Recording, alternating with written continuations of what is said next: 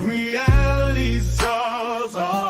Oh, you know who we are. We might be retarded. Oh, yes, we might be retarded. Reality Czars. Sing it now. You know who we are. You know who we are. We might be retards. We are reality stars. Oh, Nate and Thomas, they're speaking truth. You know what we do. Yes, you know. The things we say not allowed on YouTube, but we say it anyway. That's right. It's the Reality Czars podcast with Nate and Thomas, the paranoid motherfucking American. Come cackle with us, but be warned, it's gonna get real spicy. So buckle up for the truth, y'all. This is the Reality Czars. Reality Czars. Oh, you know who we are. Oh, you know who we are. We might be retards. We are reality Czars. And we're live. Welcome, everybody. This is the Reality Stars podcast, and we are hosting tonight. Well, I'm the only host tonight. Nate, Thomas is. I don't know what the fuck Thomas is doing, but Thomas, I hope you're having fun wherever and whatever you're doing, buddy. We have the great Liza. We have the great Nick. You guys are back. We had you back in the day to talk about some fucking smiley face killers. Liza, I'm so happy to have you back on. Yep. We are doing some Zizian shit tonight. Yep. So I love it, dude. I love all the true crime stuff that you guys do. You guys get into the cults and the conspiracies, also the true crime stuff. Dude, thank you guys for coming back on. You guys want to do some plugs before we get started? Oh, sure. Yeah, you can go first.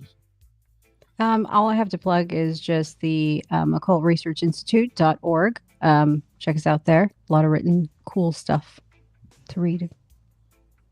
Heck yeah. Awesome. Yeah, I guess the only thing really to plug is the Occult Rejects. If people haven't heard of us yet, we cover a lot of occultism. We do cover true crime if occultism pertains to it. Some paranormal here and there, but a lot of it is occultism or conspiracy with occultism and magic. The Occult Rejects on BitChute, Rumble, YouTube, and all major podcasts. Thank you very much for having us on again. Heck yeah. So where do we get started with this? The Zizian cult. It's just weird. Your guy Ethan Indigo from the Occult Rejects actually tossed me the article when it first came out, and it was more of just like, what the hell? Like, we got like trannies, vegans that are like killing people, and they're into like AI and tech, and you're just like, this might be weird, might be something worth like looking into, or just might like, to be totally honest with you, at first I was like, this just might be entertaining to cover and just talk about, And me and Lisa started looking into it, and we're like, it might actually be some weird shit here. And it's actually a very deep, detailed story that's like kind of almost hard to even like wrap your mind around the first time you listen to it. Because you have like, and I'm sure there's reasons for it. You have people that are, they're changing their sex, they're changing their names. And then it's just like you get all these different personalities and names popping up, and then you find out, oh wait, that was just someone else that used a different name when they're different fucking sex now. It's like almost like you doing this to play names and name games, so people get confused as well. It's a very weird situation, and it does tie into some just, I think, weird things. We'll get AI, tech, some people that I think are kind of well known and might be doing weird stuff with it. They seem to have been associated with. And I just think it's a very weird, and I do think there might be occultism in a sense kind of behind it. I do think as we get into it, when we start talking about some of the ideas that these kids have amongst like the Zizian cult, I'm not saying that they were definitely occultists, but I think maybe they were kind of trying to look into things or understand things as well that might be kind of something that an occultist would be into. So not saying they were, but maybe someone behind them were pulling the strings that was maybe manipulating them. Yeah, dude. Well, I mean, I got them interested in some of that stuff. I mean, I always behind every cult is something to do with there's a CIA connection. There's like a military connection. There always is. I can't think of one that I would doubt. Even the Mormons. So it's fascinating stuff, dude. Yeah, so these Zizians, I'll tell you what I know about them, and then you can correct me. I think that's sometimes where we get started. So I did a little bit of research on this Ziz person. Started male, then transitioned to female, as far as I know. Grew up in Alaska, is that correct? Yes, Very isolated, very, very highly intelligent. Was into like some bizarre kind of shit. Was kind of a troublemaker and kind of interesting. Like I think I would have liked this kid when it was a boy. As far as like they got into they like broke into the mainframe of their school when they were fucking kids, and they like gave bonuses to the teachers that they liked and took money away from the teachers they didn't like, and like fuck with it. Like they broke into the, like, this is something that I heard, and it's kind of interesting, dude. Like this person was extremely intelligent, probably very autistic, had a very hard time fitting in with other people.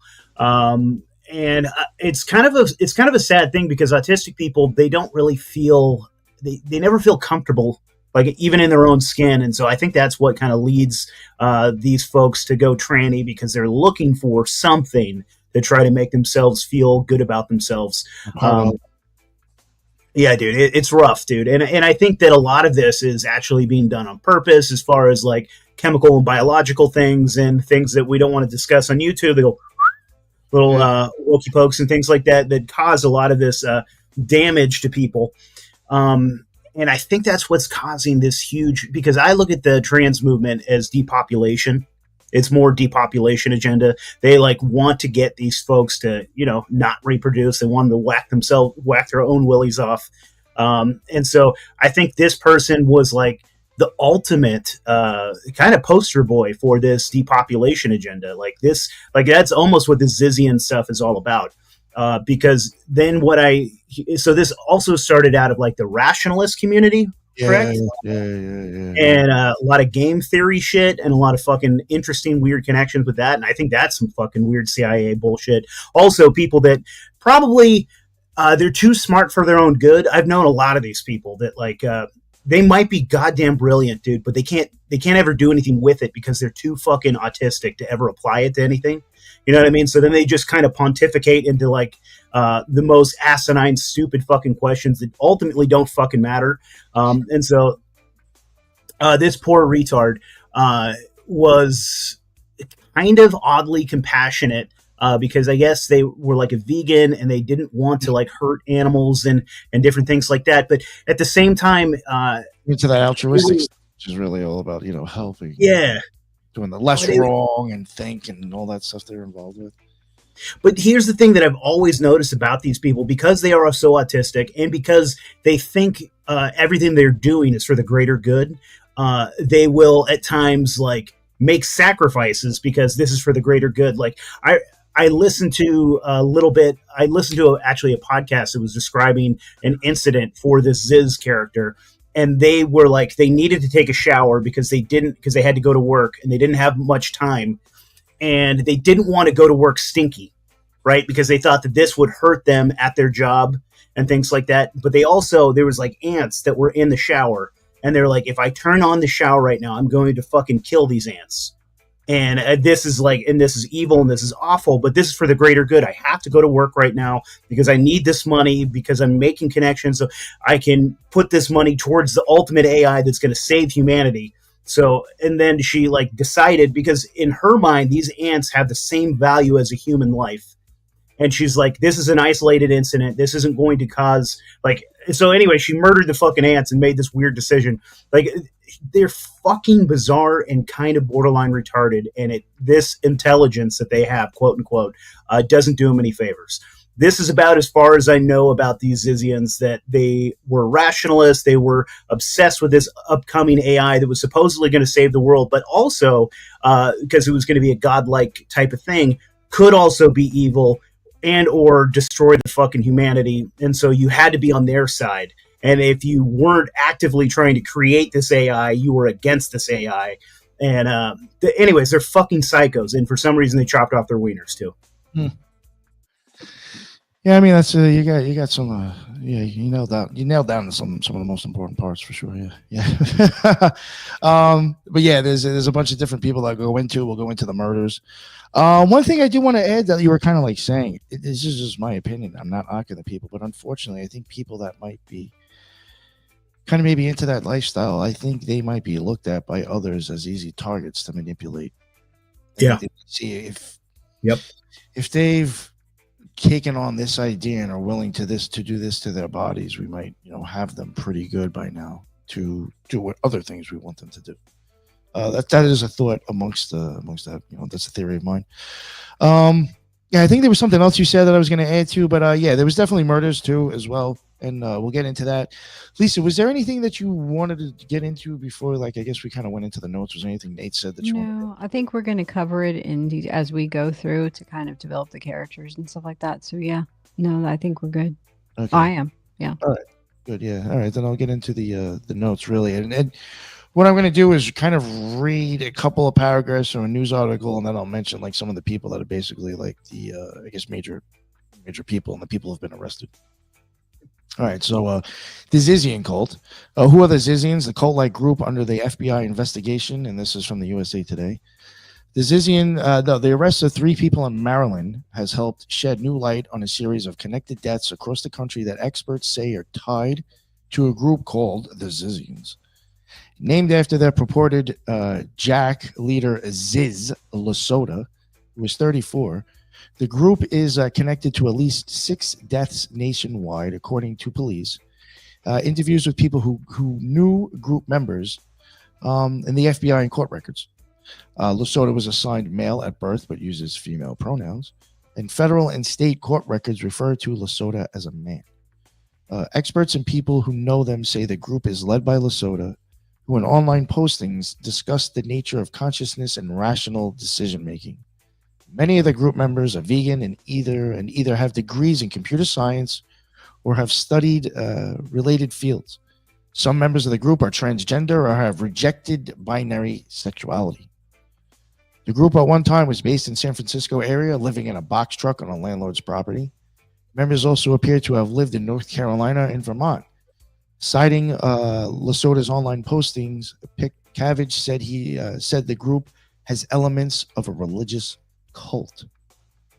Now, amongst the people charged, we have Michelle Jacko, who is 32, who was arrested with a handgun alongside Lasota with another man in Maryland on Monday. Zacco faces state charges of trespassing, resisting or interfering with an arrest, obstruction, and carrying a handgun. ATF agents are also pursuing federal charges against Zatko over allegations that she lied on purchasing paperwork for several guns bought in 2004 and which were later used by 2 other people in Vermont during a double fatal shooting with the U.S. Border Patrol agents. Zatko was also a person of interest in the Pennsylvania homicides of her parents in late 2022, according to court filings. Then we have Daniel Blank, 26, who faces Maryland charges of trespassing, obstruction, and hindering in connection with his Monday arrest. He is also a suspect in the death of Jacko's parents, who were killed near where he grew up, a Maryland court records show. Blank was reported missing in 2022, according to Pennsylvania State Police. That is another thing that we'll get into with these people. Got a lot of them going missing or faking their death. There's something up with that. So like, you have to even start questioning like who the fuck's who anymore, really. Lasota faces Maryland charges of trespassing, obstruction, and possession of a handgun in a vehicle. Court records in Vermont also have referred to Lasota as a person of interest in the deaths of Jacko's parents. Lasota may have faked her own death in April 2022, according to an obituary in her hometown Alaska newspaper. Teresa Youngblood is 21, accused by federal prosecutors of shooting at a U.S. Border Patrol agent David Milland on January 20th near the Canadian border in northern Vermont. Milland was killed in the exchange, as was a German national Youngblood was traveling with, Ophelia Buchholz. Federal court filings indicate Jacko bought the guns Youngblood and Buchholz were carrying. Youngblood is in federal custody. Max Schneider, who's 22, who late last year got a marriage license to wed Youngblood in Seattle, Washington, where they grew up. Snyder is accused by Solano County, California prosecutors of ambushing and fatally stabbing a landlord who in December 2022 tried to evict Lasota and the other group members from his Vallejo, California property. The landlord shot 2 of the group members, killing one in an incident ruled self-defense by prosecutors. And on to you, Lisa. So to kind of, we're going to kind of expand upon what Nick just covered. I'm going to go into a little bit of Lasota. And so, yeah, his full name is Jack Amadeus, and then nicknamed Ziz Lasota. And he graduated magna cum laude from the University of Alaska Fairbanks, like you had said, Nate. And he did a summer internship with NASA. And Nick had found recently that he also did a 2013 Sensi stint as well. So one of the interesting things that we found about Ziz was that his dad, named Dan, is an AI researcher there at the University of Alaska in Fairbanks. And so when we talk about Ziz doing an internship with NASA, we also found that he also did somewhat of a stint or an internship with Oracle. And Oracle comes into mind when, we're seeing, these people kind of play into the people that are in the current administration, having their moment of speech on the pulpit. So like many young tech entrepreneurs, Ziz ended up moving to the Bay Area because they wanted to be, or according to him, have proximity to the tech industry, which he considered sort of his destiny. That's kind of what he wrote in his 2019 blog post. So when we look at the timeline, we're going to go ahead and start from when Ziz basically leaves Alaska and then comes to the Bay Area. So here's like kind of a look of how it all started and then how it culminates up until the January 20th highway shootout with the Border Patrol in Vermont. And this is majority of this information is coming from interviews or review of police reports, court records, and online postings. So that's kind of where most of our I guess, information is coming from. Yeah, interesting stuff. I do think it's funny. It's almost like a bizarro, like MAGA wet dream, as far as like it's trannies. There's immigration. It's a border, but it's the wrong border, and it's a white immigrant. And there's a shootout with the Border Patrol. It's kind of funny. It's like almost the opposite of what they're looking for. They wanted some beaner at the border shooting a fucking, but it is interesting. They are fucking weird, man. And I almost wonder if they actually qualify as a cult in a weird way, because I think you could probably come and go, right? I don't think they would even care if you left. But all of these people are so dedicated to this idea. So they really are like really ingrained and very fearful of what they see is coming. I guess this and I'm sure we're going to get into that, but just they really believe that the end of whatever world that we're living in is imminent, and we are going to meet. And dude, I don't think they're wrong. I think they might be right about that. I don't like their tactics or where they're, where they're coming. Nick and I were talking about, I think 2 days ago, and we're like, I know these people are being labeled as a cult. They're being labeled about all this stuff, but how do we know that that is actuality? That, maybe what they're saying is true, because if you think about it, if you strip away all of the morality from it and you look at what they're saying about, like, we need to place more stringent regulations on AI and what they can decide upon, who's against that, really? And the only thing that I would say to that is, because, the Lord and Savior, aka the Antichrist, Elon Musk, is all about putting regulations on AI and things like that. But to me, always, whenever government gets involved, they will put on regulations for things like AI, because they're actually the ones doing the fucking shady shit behind the scenes, and they don't want you to be able to train the AI that we are going to need to necessarily oppose them. And also, whenever government gets involved, it never works the way it's supposed to. And I'm against more forced redistribution of wealth just for them to pretend they're doing something with AI. And I don't know. It's weird. Like I believe in regulation, obviously, in very certain sectors and very certain instances. And if because who the fuck's actually going to be like enforcing this or making sure that the companies aren't actually making some weird AI? Like, how do you check that? How do you know? Like, I don't know. It just seems like another money pit that they need, that they're probably going to use to build Satan or whatever the fuck they're doing. Well, it's almost like no, I was Sorry. just going to say when they're making the regulations and they're claiming it to be democracy, to me it's like democracy is two wolves and a sheep discussing what's for dinner. Yeah. So, and all of these psychotic elites, the only time they ever agree is on things like this. They're like, yeah, AI is going to be so dangerous because they want to fearmonger and get us all fucking riled up. And honestly, the closest thing that I think we're probably going to come to like alien life is something that is brought about through the ether, through like these weird dimensional portals and things like that. I mean, I've thought this for years, actually, that like, because what is artificial intelligence? There are these weird, bizarre things that we're tapping into, these intelligences that are like, we can communicate with these fucking weird things. To me, like an entity from another dimension needs a brain in order to, like a kind of like a computer to come over here to possess for just like a small amount of time to be here. And if we are going to build some super complex, crazy fucking computer, I think that probably we could invite something over to kind of like inhabit that. And that's going to be like the true idea of an AI is actually it's not something we created, but it's something that we brought over here. Who the fuck knows? Kind of almost like putting like, I hate to use the word demon, but we're putting an entity into a computer and bringing it to life. Well, we can't talk too bad about them because otherwise they're going to come and smite us when they take control. Oh, one thing I did want to add though about the stuff with the Zizians, I don't know how truthful this is. This was like stuff that I had read.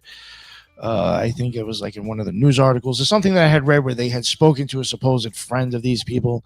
The weird thing though with them and the regulations of AI is that they were still under like the belief though that if the answer AI gave them sucked for us but was okay for the earth and the planet, that's okay with them as well. So even though you want to regulate it, that sounds nice, but like you're also okay with it saying, well, maybe humans need to go so the rest of the world can be okay. That's pretty fucking crazy too. Where I come from, dude, I've heard that argument so many times. Like the people that try to say that like humans are the real virus on this planet, humans are the ones that are destroying this planet. I don't give a fuck. If we're not here to enjoy it, like I don't care if this place is going to be the most beautiful, amazing place without humans, if we just disappeared. If we're not here to enjoy it, if we're not here to see it, it doesn't fucking matter.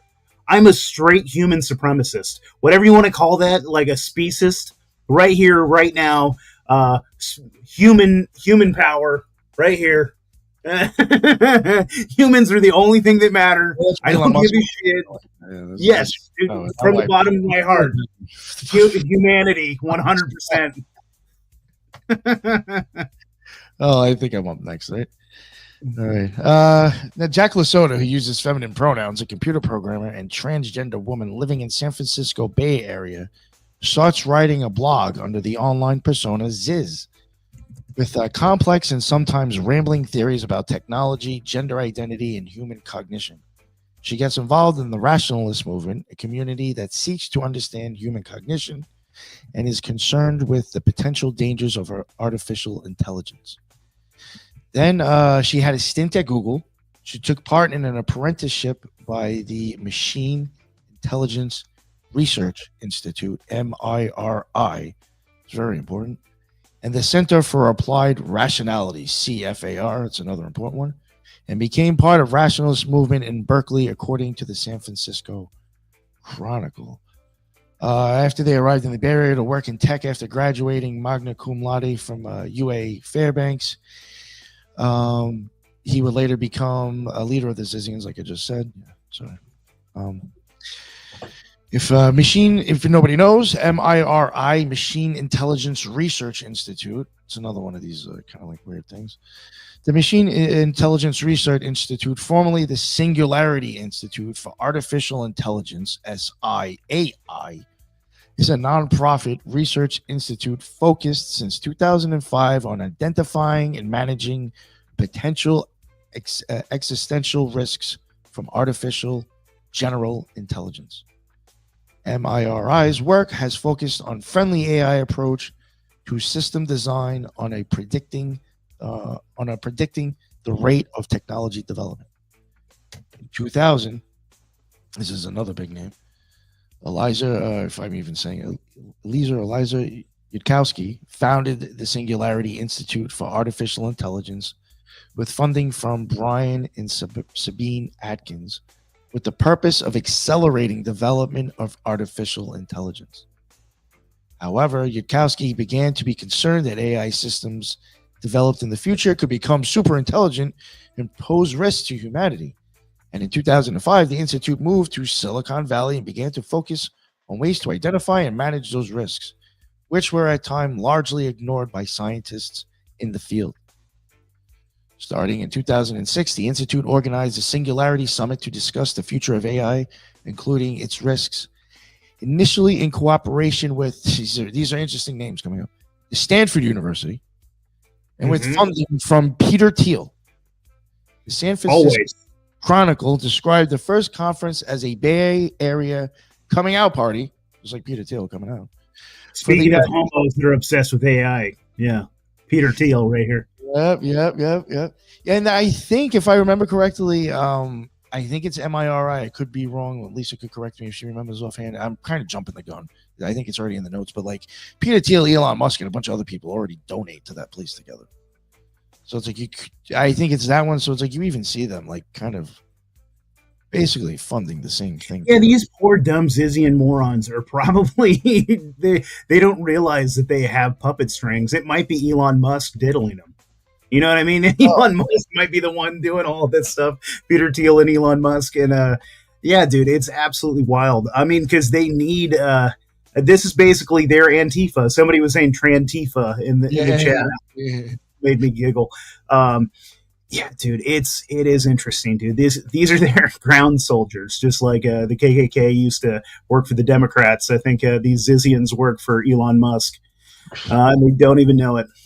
Now, a little bit just about some of the weird stuff about Lesotho, too. Lesotho believed that humans have two minds, a left and right hemisphere, and each hemisphere can be good or evil, according to posts on her blog. Eventually, Lesotho came to believe that only very few people, she among them, are double good. That means both sides is good. This is fucking silly. It's like childlike fucking play over here. On her blog, Lesotho wrote that each hemisphere can have separate values and even genders, and they often desire to kill each other. Reaching peace between hemispheres with conflicting interests is a tricky process of repeatedly reconstructing frames of game theory and decision theory in light of realizations of them having been strategically damaged by your headmate. Lesotho, that's what she wrote. Lesotho also described being targeted by police for her Sith-inspired garb.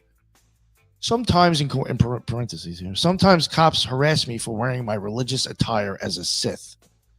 Lesotho wrote on her blog, as a Sith, I'm religiously required to do whatever I want, and for now, that so happens to include wearing black clothes. Yeah, man, and that is honestly what we're looking at, dude. Is like weaponized nerdy faggots. Like these people they have too much time on their hands. They're obsessed with Harry Potter. They're obsessed with Star Wars. Yeah, these dorks. This is the problem: is that we have white dorks that probably a lot of them are like trust fund kids. Had too much time. They went to like elite schools. They just got bored. Probably some of them are Jews. And these are just like it does not surprise me, dude. You know, and it's funny because you know these programs that are set up by some of the big thinkers that we consider, Elon Musk, Thiel, even the guy who invented Skype, they're the ones funding most of these think tanks that are, I guess, forming the rules and the actual game theory that will be programmed into AI. And Lesotho was actually attending one of these, if not a couple of them, but CFAR is one of them, the Center for Rationality. He was attending it and had been attending it for several years. And then he proposed the theory that Nick is talking about, like with the double hemisphere, the two hemispheres of the brain. And for whatever reason, they didn't want to accept it. They didn't want to, I guess, take it in. And he, I guess, became upset and angry about it and ended up breaking away from the group itself. But while he was there, this was back in 2018, but while he was there were 3 other members, Emma Borhain, Gwen Danielson, and Alexander Leatham. They also decided to side with him and formed a protest in November of 2019 and protested in front of the actual organization when they were having their meeting or whatever. And they were, the reason that they were protesting, or the reason they cited that they were protesting, is that they were protesting against sexual misconduct within the rationalist organizations. And so I don't know what that means. Does that mean that, they were offended because of sexuality? Was there actual inappropriate things happening? Who knows, right? I mean, there is all of that to kind of just circulate and chew on.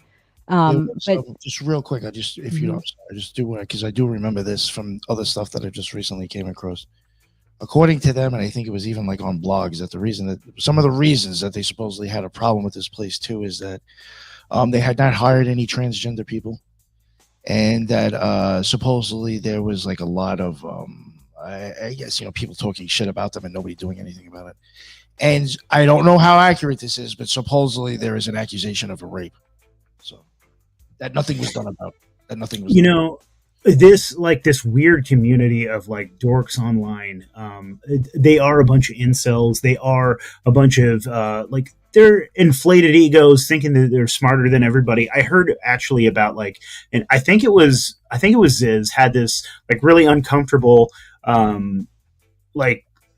weird situation with some of these rationalists where it was almost like she went to like one of these like meetups with some of these rationalists, and they kind of do this weird breaking. They're trying to like break you down, where they kind of like you're in a circle and they sit there and yell at you and say, a very cult like kind of weird behavior. And she was saying that like some of the dudes, real quick, is that's very much like Echelon style shit, which goes back to Stanford. Straight up.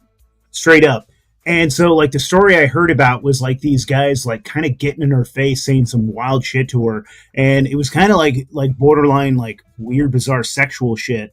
And it actually came back to, did I write it down? The game theory stuff, where they like said, like, what if we like, it was something wild. Like, what if like we tried to have sex with you right now? What would you do? Or they asked her some wild shit. And she was just like, I would sock you in the throat and rip out your fucking face and your eyeballs. Because, like that game theory stuff is like, they have this like weird thing that like, have ultra violence. It's something like if somebody tries to attack you, attack with the most force possible, and that way you will stop other people from ever it's this weird game theory shit, and apparently it worked. It like made their boners go away or something. But like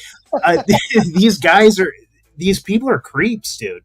Like exactly what you're saying, Liza. I would not be surprised that there were some real gross stuff happening in that community. Yeah, and some of like when you say game theory, some of the game theory in itself, if you go really heavily into some of the psychology behind it, especially when they're looking at social behavior within humans and game theory, you start to see that the actual, I guess, papers that look at some of these social interactions will map out that humans will not choose the most logical or efficient decision. They will actually go against the actual logical decision to make. For instance, like the prison theory, that you have 2 people that, could either get off early or not get off at all. And they will choose to risk it all just to not serve time, versus just not saying anything, both of them, and potentially get away with 6 months probation. You know what I mean? They would rather just risk it all and not cooperate. So you're seeing a lot of non-cooperation within game theory. And so if they want to apply game theory into AI, now you're looking at classifying human decision as not being rational. So that's, to me, a little bit concerning. So, and they always get lost in the sauce. It starts with like one idea, right? And then they get obsessed with it. And then it like, yeah, I mean, it always contradicts itself. Like, I'm thinking about like, why would it even fucking matter if you were a vegan or not? Because like they're obsessed with having the least amount of like I guess like damage or like suffering possible, right? And so if you believe in that, I could kind of understand why you'd become a vegan, like an ethical vegan. But simultaneously, they're saying that like the world is going to end because this giant, mega, crazy monster, but maybe also a good monster, is going to come and save the rest of humanity. And so I think the bizarrest thing that I think that I had a problem with it was they think that, hey, if we earn the most amount of money possible and we gain all this money, then we can sink this into creating this AI. But like we've seen time and time and again that like more money doesn't necessarily bring about the best results. correct. Like when you just throw money at something, at a problem, it doesn't fix it. Like look at our education. Look at what look at the American education. We put so much money into it, and we're like in the 50. Maybe we're in the top 50 in the world. Like, and maybe our seniors will graduate with maybe they can fucking count their fingers and maybe their toes if they're lucky. So I don't like. To me, there's a hole in that argument, but also it's like wasting time being a vegan when I don't know, man. Like if this really is the end of the world and you're doing everything you can to bring about the AI, like fuck a cow. Who cares? Like this is more important than that. No, I agree with you, Nate. And I think you said something perfect at the beginning, is that majority of these philosophies stem from children that came from an affluent background. And so when you look at like when, I taught in charter schools or whatever, some children this is the meal that they get when they come to school. No one's picking being vegan then. They're starving. They want food. Yeah. And so when you have people, and this may not be a popular theory to say, but when you're having people picking and choosing, you don't know what starvation feels like. That's just my opinion. Straight up. And I'm sure we're going to get into this when we're going through the slideshow that we have coming up. But like, I'm going back to maybe they're right that the entire world is, and maybe we're at a point now that we can't stop, right? Where the Chinese government's doing this, the Russians are doing this, America's doing this company over here is doing this, like with nobody's permission, and we are like colliding towards bringing about this entity, this being, whatever it is, and whoever I guess maybe gets him first is in a place of and I hear that, right, where they talk about if we ever Nick, what's that called? The quantum computers, whoever gets one first, like the real quantum computers that can break down mathematically and just like teach itself like exponentially, like within an instant. It can like 1,000 years in 5 minutes, right? That whatever country or whoever's in charge of that is going to win. Yeah, right. The fastest process. Fastest thinking. But I tell you what, dude, if you were going to make me a psycho radical tranny retard, I would be, who I fucking love was Ted Kaczynski. I think that he was actually looking at this and realizing, I think he saw this coming a few decades ago and was like, and he was doing it the wrong way. He was like killing computer teachers and stuff. What the hell are you doing, dude? Kill Peter Thiel, drown him in an ocean of piss. Like, wink, wink, wink, wink in Minecraft. I'm not actually advocating killing Peter Thiel. I repeat, I am not advocating. Gangsters is the show now. Yeah. But anyways, I guess you could call me a Kaczynskiite, and if I was going to be one of these psychos, I'd be like, can we Can we put a fucking pin in this? Can we stop this from happening? But everyone is just like, wait, it's too inevitable. It's gonna happen anyways. So instead, let's embrace it. Let's accelerate it, and let's, dude. I don't know, dude. This is a weird bullshit. Mm-hmm. No, I mean, again, I'm going to get into Lesotho and his relationship with the Center of Applied Rationality, but I will say that sometimes some of these offshoot groups, they do improve the situation. Like PETA, we consider them out there, and then you look at the animal industry that provides food on tables. When PETA came on board, they forced that the agricultural industry to be better at, or more efficient at, or more, I guess, less cruel to farm animals and stuff like that. I mean, also, like, in response to PETA, all they did was like create ag gag laws that made it illegal for you to like film and show what was actually happening inside of those farms. But I think to not kind of throw the baby out with the bathwater, I think it brings into everybody starts paying attention, whether it's good or bad. People start to pay attention, and I think when you start paying attention, that's always good because you're paying attention. Whether you side one way or another, just the fact that people are paying attention, I think, is always good because it allows you to not have that, laissez-faire attitude about life. So that's just me. But anyway, okay, so let me get into Lesotho's relationship with Center of Applied Rationality. So the relationship sours, right? And so in November of 2019, they're holding an event in Sonoma County, California. And Lesotho, he's 28 at the time, shows up with those three other people, and they're all wearing robes in Guy Fawkes masks, right? So this is the popular dystopian film V for Vendetta, right? So it's kind of, one of those moments. And they proceeded to block the entrance to the grounds.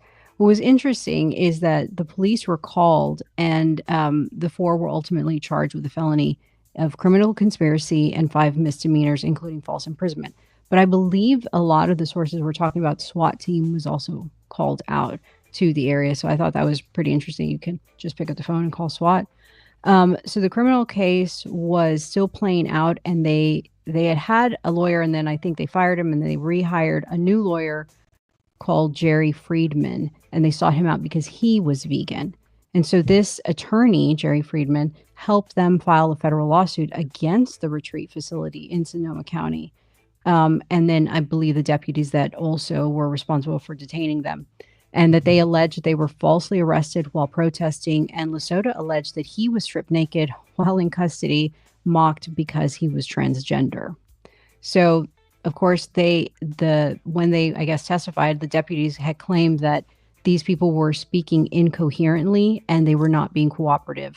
And I think several deputies had found flyers in the area that suggested to them that the 4 people were protesting AI and CFAR, later to be determined that these members were going to be what started the Zizian cult, so to speak. Yes.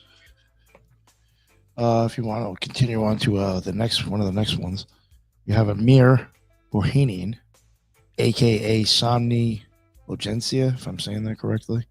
Again, some of them, like, there's one Surrey Dow that I think they might be questioning if there's like 3 or 4 different names for that motherfucker. So, Bohanian was born in South Carolina in 1991 and grew up in North Carolina. He was diagnosed with Asperger's in his youth and transitioned to female at the age of 21.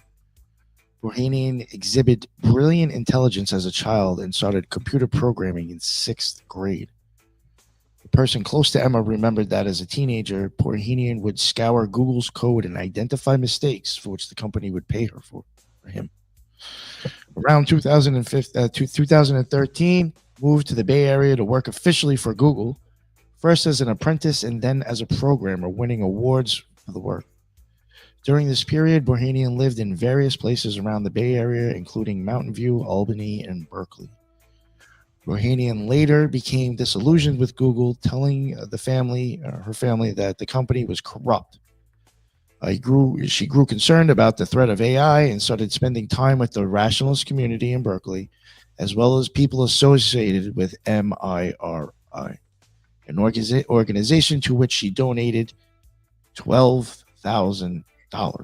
See, how did I even forget that? Like, I was on a show a few days ago and someone's telling me that nobody else connected to MIRI. And I was like, I know there was more than one person in that shit. And like, this person gave $12,000. Like, yeah, there was more than one of these people were connected to that shit. And I do think it's very weird that this place is something's up with that. It's interesting, man. These I'm not saying that all autistic people are trannies, but almost every tranny is autistic. It is fucking interesting, and it is almost weird, like a weird weaponized autism, where I do think that these, like, because you can see how many people are now consider themselves transgender and or call themselves what the hell is it? Neurotypical is a normal person. What do they call themselves? I can't remember, but how many people are autistic and or ADHD and or Asperger's, whatever you want to call themselves, neurodivergent. That's the word, right? That's what they call themselves. And so many of them, dude, have... Okay, so to me, it just feels like they have been a community that has been created, and the chemicals. Dude, it feels planned to me. How many autistic people there are right now? I do think this. And they're little special soldiers, right? Who is going to be able to create this AI? You need the autistic community, but it is funny because it's like. It's a double-edged weapon because who's going to be able to stop them? We need the autistic people, dude. I love all you autistic people. I love you guys. We need you. Quit whacking off your weenies. Go make babies with your goofy selves. And we need you guys for the fight against the New World Order and Satan. Yeah, well, honestly, it would really help to have those brains behind us, actually. We need them. You got to design some weapons and figure out how to fucking shut these things off, man. LRAP says, I'm a special soldier. Hell yeah, buddy. We need you, buddy. I also do want to say, again, even with the MRI thing where it says that she donated $12,000, even MRI's website lists Bohanian's contribution alongside much larger donations from Peter Thiel's Thiel Foundation, and even Sam Bankman-Fried's Alameda Research. So through the rationalist community, Bohanian met other Zizians, including Ziz Danielson and Alex Leatham, with the foursome soon turned on the rationalist movement, accusing it of anti-trans beliefs. So anything good about the rationalists. And then I thought this was just something that came from his thing. I'm not saying this guy's all that great, but Andy he did like a little bit on them, and he did post that Bohanian posted about the importance of killing Nazis and argued repeatedly that killing is central to justify and vengeance against evil. That Bohanian worked as a software engineer at Google and lived on the Ziz Vallejo commune up until his death, and he grew up in Hillsborough, North Carolina. And this is the weird shit that, again, I don't know what's really up with this case. I do think there's something off here, and I even do think people might be playing games, especially with the fake debts and all these different names. But whenever you find like these true crime cases that don't make any sense, there's a lot of people with GoFundMes, and you start noticing a couple of people popping up with these motherfuckers as well. And the family itself, this is gangster. The family itself fundraised $20,000 on GoFundMe without disclosing what he did that caused him to die.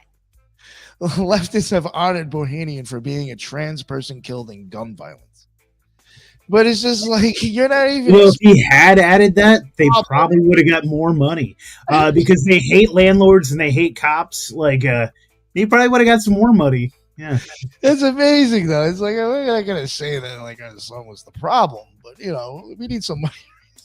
Feel bad for us.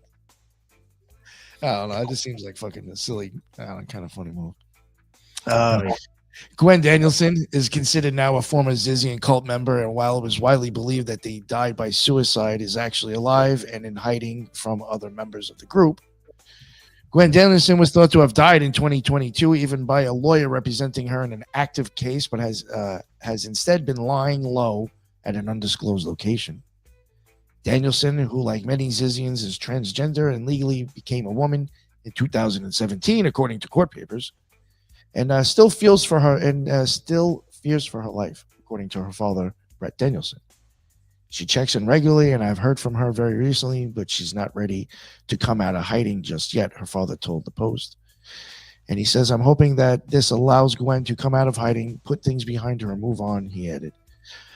Brett said his understanding of why the Zizians mostly happen to be transgender or non-binary is that as a part of their rationalism interests, they believe taking estrogen helps lead to clearer thinking.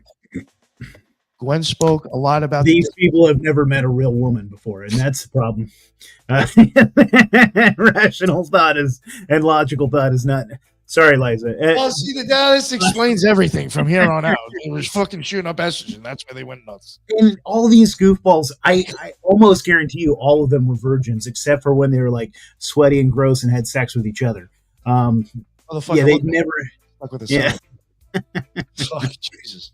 Well, they did. This is interesting is they did get busted with needles.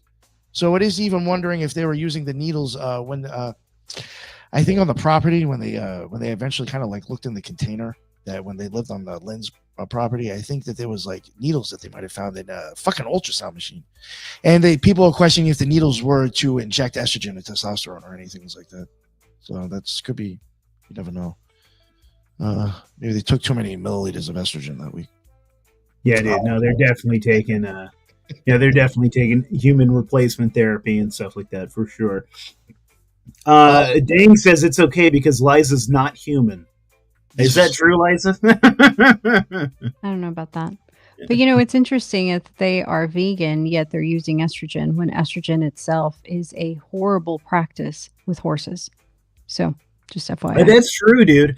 Honestly, like I was a chef for years, and I took when I went to culinary school, I had to take a food ethics class, and I think my study or like the project that I did was all about how there is no such thing as an ethical vegan.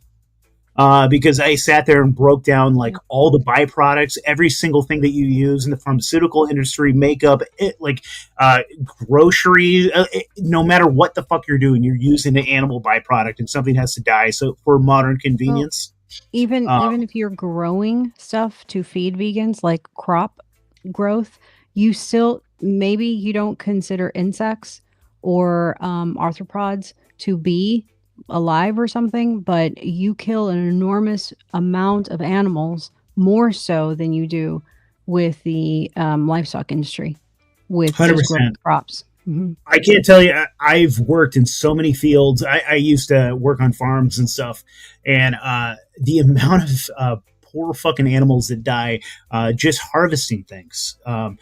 I saw an entire family of deer get completely mangled because when the mom deer is giving birth and she has her babies and stuff, they're just sitting there in the hay fields, and we're sitting there trying to harvest hay, and then the hay goes just grabbed a whole family, the babies, the mom, everything, and just mangled them. That's horrific, but it's true when you're the hay baler just went fucking nuts on those. Anyways, there's no way to be an ethical vegan.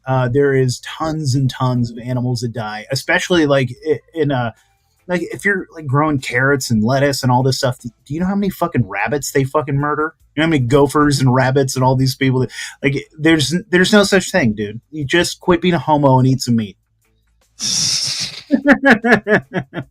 It almost. I'm just gonna leave it like that.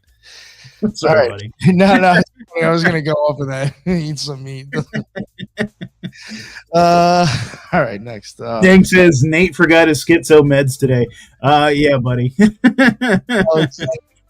Alexander Leatham. Open Vallejo documents report that Leatham also lived in Vallejo property with Lesotho and Bohemian. It is alleged that it was Alexander who impaled Curtis with the samurai sword. Lynn then fired shots to his attackers, wounding Leatham. Alexander is charged with attempted murder and murder of Curtis Lynn. Lynn had survived the first attack and was the key witness in the trial against Leatham and Dow. According to additional court documents, Leatham and Dow are also being charged with the murder of their friend Bohemian. Trial is set for Leatham and Dow April 2nd in Solano, Colorado. Solano County. Right. So to get in a little bit about CFAR, I think it's kind of important to kind of cover, that whole thing. So it's a nonprofit organization that operates out of Berkeley, California, and it hosts workshops based on this whole rationality versus cognitive bias. It was founded in 2012 by 4 people.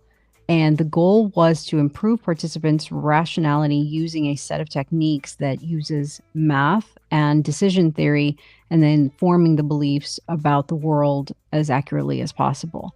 And so this decision theory, it kind of helps mold these workshops, and then apparently claims to reduce neuroticism and increase perceived efficiency.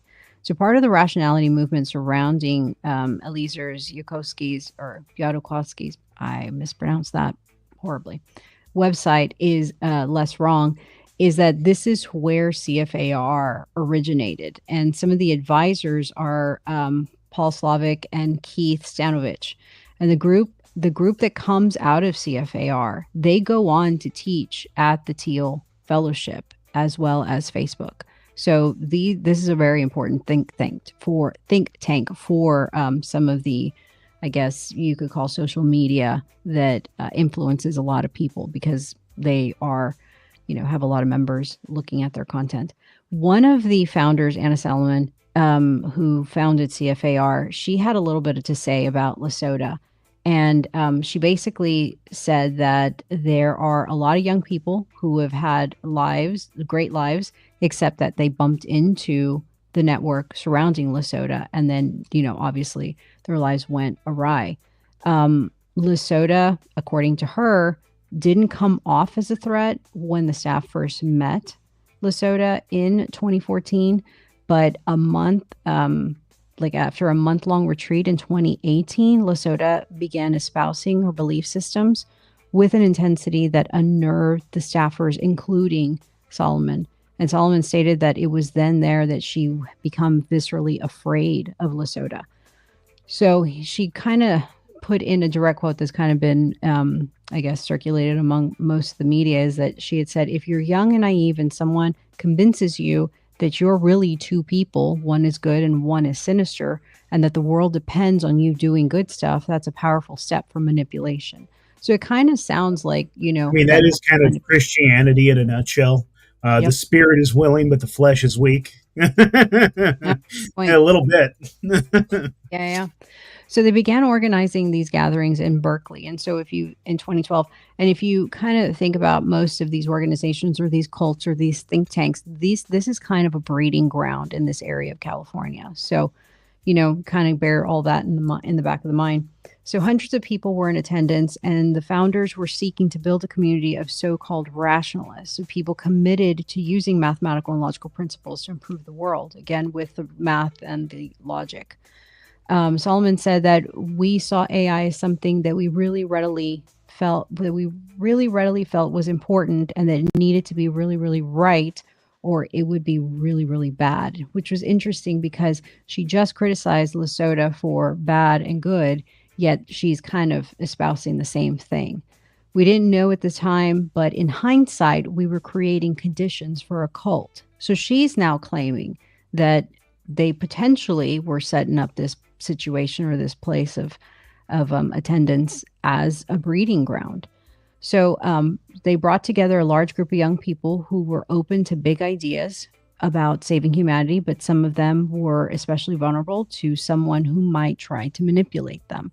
And you kind of see this with some of these kids. They're young, they're, brought in because they're geniuses, but they really don't have a whole lot of interaction with the real world. I mean, let's just be honest. If you're staring at a computer all day long, your interpersonal skills are probably less than the person that's constantly out socializing with different walks of life. So one of the things that I kind of wanted to insert in here very quickly is that one of the guys that has provided a lot of funding to CFAR is Jan Tallinn. And he would select certain students from Estonia, and he would pay for their way to be sent to these workshops at CFAR on a scholarship. And Jan Tallinn is the founder of Skype. So what's interesting about Estonia is that out of 64 countries, Estonian students rank pretty much first out of all of Europe and fifth globally. And so Estonia is kind of considered like this world-class learning system, and they even have an additional educational system where they're, outpacing everyone else. And this is, I think they took a poll, and these kids were like 15 years old and out competing all these people.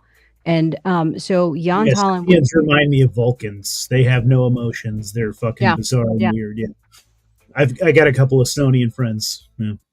Well, and it's funny because he picks specifically this place and then brings them over to CFAR, right? So it's kind of, and he himself is Estonian as well, right? So it's kind of like, helping, each other. But I thought I would mention that, and then also how like there's this collective program to where they are collecting the DNA of these students of Estonia as well. So it's, all encompassing. But so Jan Tallinn himself, as mentioned, he's an Estonian himself, and he was the developer of Skype, Fast Track, Kazaa, MetaMed, and Existential Risk. And so he is one of the other prominent figures in the field of AI and kind of a leader investor in the advocacy of AI safety. Now, who else do we have as an advocate for AI safety? We have Elon Musk, we have Peter Thiel. Yeah. And you kind of just like, well, this is kind of curious, like, why were they protesting them? You would think that's what they want, right? They should be behind them because they're advocating for, I guess, the safety and so to speak. But what's interesting is that Jan, Elon, and Peter, they're considered Series A investors,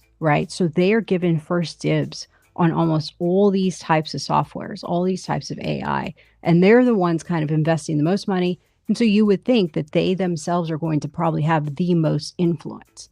And so that's when you have DeepMind coming into play. You have all other things that I think DeepMind itself is going to be the British American AI that's supposed to be, big for them over there.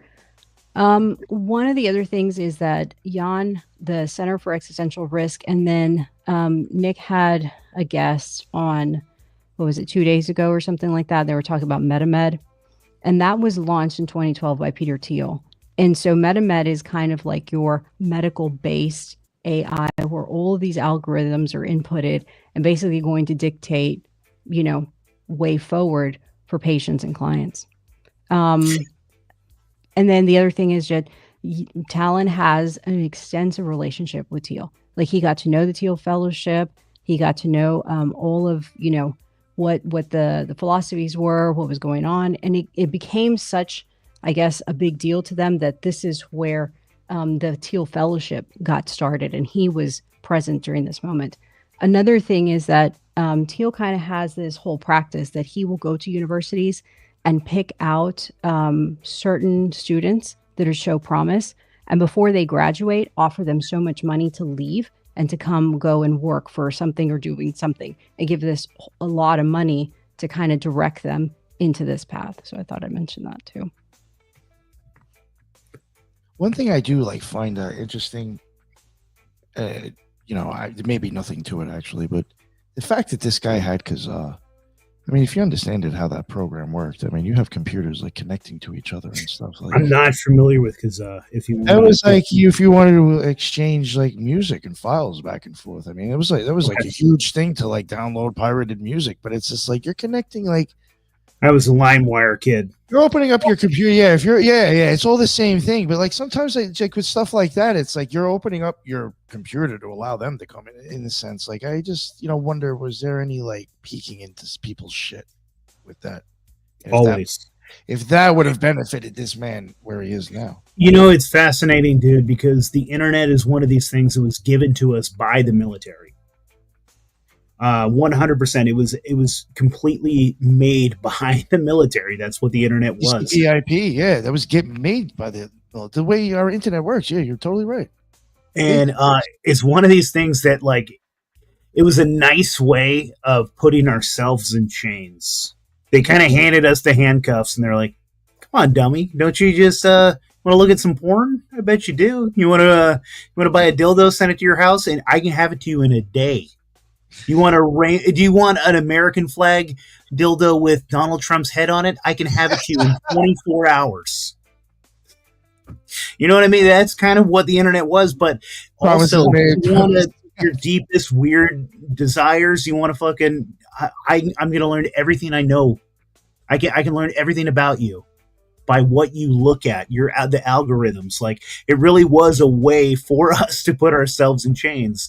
And so all of these people, I mean, that's really what this is about, is just us, dude, and our information, and giving all of our shit to them. We pay them for this. We pay them for the pleasure of being in handcuffs. Yeah, I think that's some shit. Peter Thiel loves it, dude. Yeah, I'm sure he does. Back to Lesotho real quick. In August of 2022, the U.S. Coast Guard responds to a report that Lesotho had fallen out of a boat in San Francisco Bay. No body is found, and an obituary is published. So he has a fake death. In August of 2022, Friedman received word that Lesotho was presumed dead after falling off of a boat in San Francisco Bay. A brief obituary was published in Lesotho's hometown paper, the Daily News Miner in Fairbanks, the following month. And it says, in parentheses, Jax Amadeus Lesotho left our lives but not our hearts on August 19th after a boating accident. It read, loving adventure, friends and family, music, blueberries, biking, computer games, and animals, you are missed. Lesotho's lawyer emailed the attorneys for the retreat center informing them of the death. There were witnesses and a U.S. Coast Guard boating accident, like Ghislaine Maxwell's dad, right? Just a boating accident. But the Coast Guard did go and search, but nobody was found. Freeman wrote in the email, which he shared with NBC News. In November of 2022, Curtis Lynn goes to court seeking to evict Lesotho, Bohanian, Leatham, and others who have been living in the vans and box trucks on his property in Vallejo, California, for non-payment of rent. On November 15th, 2 days before the eviction deadline, Lind is impaled with a sword and partially blinded in an attack during which he shoots and kills Bohanian. Concluding that Lin acted in self-defense, officials charged Leatham and Suri Dow with murder. Lesotho is not charged, but police report having contacted with her at the scene. I think one of the important things that people gloss over is that, so Lesotho fakes his death, right? And then somehow he ends up at the scene with these other kids that impale Lind. But yet no one is arrested. He's not arrested. He's not taken into custody. The only thing that happens is that they notify his lawyer that, oh, by the way, he made contact with the police. And that's it. I mean, I thought faking your death was a federal crime. I don't know, but it's not. And so we'll go on further until, it just keeps going. So after Lesotho's apparent death, the Curtis Lynn is stabbed, and he was ambushed a couple of times. I believe what had happened was that they had asked for him to come over to check something, that I think they wanted him to repair something. Mind you, he was about to evict them, or they were supposed to move out in a few days. And so they asked him to come check something. And so he bends down, and one of them hits him over the head in the back, and he falls down. And then according to the testimony from court records, is that when he opens his eyes, the kids basically are like with knives or whatever, and one of them impales him while he's down on the ground. And so he quickly grabs his gun and shoots Emma and kills her. And then the other ones basically had, I guess, successfully stabbed him. But what's interesting is that these three are the ones that are being charged federally for protesting. And all of a sudden, one dies. Now, as Nick goes on into the story, is that you see this happening repeatedly, is that these kids are constantly faking their death. In that, in the event they get arrested, in the event they get in trouble, all of a sudden they fake their death. All of a sudden something happens, and then, whoops, that person died. I'm not saying that they didn't die, but it's just funny that eventually some of them who do fake their death end up being found later when law enforcement are called to another scene or to another incident. That's fascinating. I guess it's a lot easier to fake your death than I was imagining. If you have a lawyer who's saying, yeah, they died, You know, you heard of typo negative, Nate? Have I heard of typo negative? Yeah, Yes. yeah. Peter Steele, he faked his death twice. One time he did it just to get out of a contract with the record company. Good for him. You'd be surprised how easy it could be to make people believe you're actually dead. Or for the public to believe it. Nobody question it. Mm-hmm. Mm-hmm. Speaking of Tupac and probably what's his name? Jeffrey Epstein, he definitely faked his death. Yeah, there's a lot of folks. Yeah. Okay. Michael Jackson. I still think Michael Jackson's alive. So. I do question that too. Yeah. So around this time, so just to kind of, the listeners to kind of, so Lynn stabbed, and two of the four people involved supposedly are dead. Lasota's still presumed dead. And then now Borhanian is presumed, dead because she was shot or whatever. So now you only have one person left that was involved with the protests and this federal lawsuit and is now in jail. And this fourth person, the one that I guess was not there, they had stopped responding to the attorney's emails, and then that all of a sudden they committed suicide. And that was, according to the court documents, this person had committed suicide. So 2 days after Lind is attacked, one of Lasota's attorneys receives an email from a deputy district attorney from Vallejo area saying that they had contacted Lasota and that he had made contact with PD and was on scene alive and well, but nothing happens to him. And he wasn't arrested, no big deal. It just fell through the cracks, really. And so when they say, oh, he was found in another area, no, he was found here too. It just nobody made a big stink about it. So go ahead, Nick. Sorry. No, thank you. Suri Dow, one of them, again, before I should have added the other names that I found recently, but there's like two or three names that might be associated with this one person. Details are slim about Suri Dow, one of the two people charged in connection with the melee at Lynn's property. Dow is 23, was allegedly part of the group who attacked Lynn in November of 2022, resulting in the death of Borhanian. Dow was taken into custody and charged with first-degree murder. According to court records reviewed by the San Francisco Chronicle, Dow has allegedly been in communication with Ziz since being put into custody. Ziz reportedly encouraged Dow to escape from jail, prompting Dow to attempt to flee from her cell. In 2023, Solano County court records show that Dow underwent mental health hearings, including testimony from doctors. It appears she was transferred to a state hospital to await trial, as she no longer appears in the Solano County inmate roster. And not much really is known about that. December 2022, Rita and Richard Zatko are shot and killed in their home in Chester Heights, Pennsylvania, on New Year's Eve. A neighbor's doorbell camera captures audio and video of a car pulling up to their home, a voice shouting "Mom," and another voice exclaiming, "Oh my God, oh God, God." January 2023, police questioned the Zatko's daughter Michelle at her home in Vermont. A few weeks later, officers briefly take her into custody at a Pennsylvania hotel, but release her without charges.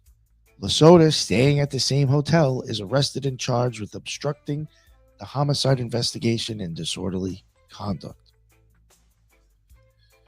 Nick and Liza, how many of these people are still in police custody right now? I believe only two of them, and they're awaiting trial. Okay. I believe they got sentenced, or I think they're in deposition right now this month. Yeah, well, there's a couple that have died, maybe. So there's a couple that maybe have died, right? The German one, and then maybe one of those folks that got blasted by that old man. Good for him. And but there's only two in custody. Where the hell are the rest of them?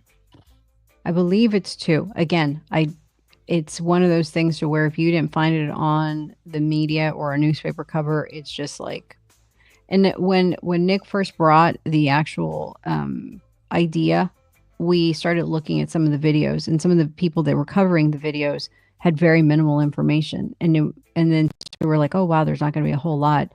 And then Nick started doing most of the legwork on this, and he was like, there is a ton here. It's just nobody's covering it. Nobody's looking into it. So, and I think as it's been developing this year, really, you're getting pieces here and there being released in the media. If I'm wrong, I don't know if that's correct, Nick. Well, in the notes, I think at some point we get to Jack Danielson, I think Gwen, Daniel. When we get to it, we'll see. And Michelle Janko, those three right there got arrested together and are alive and waiting court. And I think there's one other one or one or two other ones. So there's so 4. actually a bunch of them. So is there some folks that are on the run right now, and or maybe some of these people there's nothing to charge them on, right? Gwen Danielson has not been arrested and is in hiding, according to her dad. Oh, okay. But the rest of these guys are just kind of out and about being weird tranny vegans thinking that Satan's coming about, and they're still actively doing this, and there's nothing to hold them on, right? Mm-hmm. Again. Let's try to get one of these freaks on the show. That's all I'm saying. Yeah. So Rita and Richard Zako, just to kind of expand upon a little bit what Nick was saying, is that so their bodies were found inside their home in Chester Heights, Pennsylvania, dead. So we have Rita, she had a gunshot wound to the back of the head, and then Richard, a bullet wound to the right hand, another to this right temple, and they were determined to have died 2 days prior. So they died on New Year's Eve. So the Pennsylvania State Police said that it was believed that it was not a random act of violence. And 10 days after the bodies were discovered, the state troopers in Pennsylvania showed up at the Candlewood Estates near the Philadelphia airport, and they had a warrant to search the room and car of Michelle Zanko, which is the daughter. They knocked on her hotel room and took her into custody. Troopers were then looking for a handgun believed to be involved, according to court testimony. The state trooper, Matthew Gibson, testified in court that as they were leading Michelle out of the hotel, she called out to the hotel staff at the front desk to tell Daniel Blank that she had been detained. The troopers knew that Blank before because they had previously interviewed him in connection with the double homicide, according to the court testimony. So the trooper went to Blank's room, who was also staying at the same hotel, and banged on the door. Blank answered, but refused to open the door. Gibson testified that because it prompted troopers to return to their barracks to seek a search warrant for Blank's room. When the troopers returned to Blank's hotel room, with the search warrant, and no one responded to the order to open the door, they forced the door open to find Blank and a second person hiding in the bathroom. It was then the troopers arrested Blank and a second person who was identified as Lasota. And according to the transcripts, troopers issued commands to Lasota, but he didn't do anything. He had his eyes closed, he would not speak, and he was just laying almost unconscious as if he were dead on the ground, legitly, like he was acting like he was dead on the ground. So Lasota was ultimately charged with obstructing investigation, disorderly conduct, according to the criminal complaint. I think there's a mugshot also showing that he was playing dead. Yeah. And these were the folks that attacked that old man? One, Lasota was there on site with the old man. These others are not. These are people that were part of the cult, but they were not present with Lynn, correct, Nick? So it's kind of a small group of folks, right? The Zizian death cult. Well, you had two kind of satellites. You had one in California and then one on the East Coast.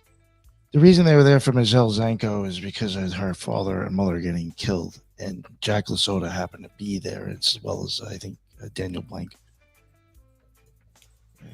Interesting stuff. I know it's hard to keep up with all of them, but how many of them are still out and about? Do you know? None. Are they all? They're all gone. When Danielson, they're all arrested. They're either all dead or arrested. Oh, okay. My bad. Okay. One. And there's probably some poor saps right now that are. Whenever these things happen, it's interesting how many copycats come in their place, and I think that is maybe one of the issues with like sharing things like I don't know how much of this was documented, or if they had things like a what's the word that I'm looking for? Like a manifesto or something like that young people could sit there and read and kind of, get manipulated by. Well, I do wonder if that's what kind of Ziz's blog was about. to an extent. Yeah. She was definitely trying to push like her thoughts on like how people should be in the human mind and stuff. Because no matter what, this idea isn't over. I kind of in a weird way, I kind of understand where they're coming from. They are talking about something that's very real. Whether it's going to happen the way they think it's going to, is another story altogether. But I don't think that we have seen the last. Maybe we've seen the last of the Zizians, but I think we're going to see some different folks talking about the same thing as we're moving forward. Yes. Maybe slightly less gay, maybe slightly less vegan. Who knows? But now we'll get into Michelle Zacco, Zacco, whatever you pronounce that. She was a bioinformatician, whatever, in Pennsylvania. She was a research intern at the Children's Hospital of Philadelphia. She analyzed blood samples and psychological data to determine how predictive miRNAs are of neurobehavioral susceptibility in sleep-deprived individuals on the NASA Human Research Analog Environment. So I find that interesting that, another NASA connect. Also, bioinformatics intern at NASA Ames Research Center in 2018. Developed and troubleshooted bioinformatics pipelines using high throughput biological data and analysis tools, processing raw data and normalizing associated metadata for the purpose of understanding spaceflight stresses on biological systems. They also went to Temple University, Cabrini University. Activities in societies. They're involved in Leadstrong, the High Impact Network, which is Think, and fair trade activities. The honors program. They were on the Dean's List 2012, and president and founder of the Cabrini chapter of the High Impact Network, Think Again, and ran fundraisers for Against Malaria Foundation. A member of Lead Strong and Fair Trade. Real quick, a little bit just about Think. Think, the High Impact Network, as the goals of Think are to, one, encourage people to think strategically about the best ways to improve the world, and two, to help people interested in strategic altruism to organize and take effective action. We aim to do this primarily through the development and maintenance of a network of college student groups. The student groups would focus on helping people to make decisions that benefit the world the most when choosing a career, choosing how to donate, and choosing what to research, and so on. Dude, effective altruism, I have not heard a single good thing that has ever come out of it. And one thing I do want to add again, like that is something, and I have it here on the notes just to make sure I mention it again. Sam Bankman-Fried is the one who was associated with that whole phrase, kind of, or starting it back up, bringing it back to life. That was his excuse for I'm ripping you guys off and stealing all your money, but I'm doing this for the greater good. So fuck you. That's basically his entire fucking attitude. Sam Bankman-Fried is a piece of shit. And maybe I'm too dumb to understand effective altruism. But you know what? I have seen a lot of great things. If people want to look up micro philanthropy, where there's some folks that do this where they're like, hey, here's a family in Africa and all they need is $200 in American money. They're going to fix their roof and it's going to do that. And then you can see it happen in real life. They make a video the next day. They build the dude's roof. Micro philanthropy to me is where it's at. Whenever I give money away, I'm not giving it to the Red Cross, those child molesters. I'm not giving it to any of those places.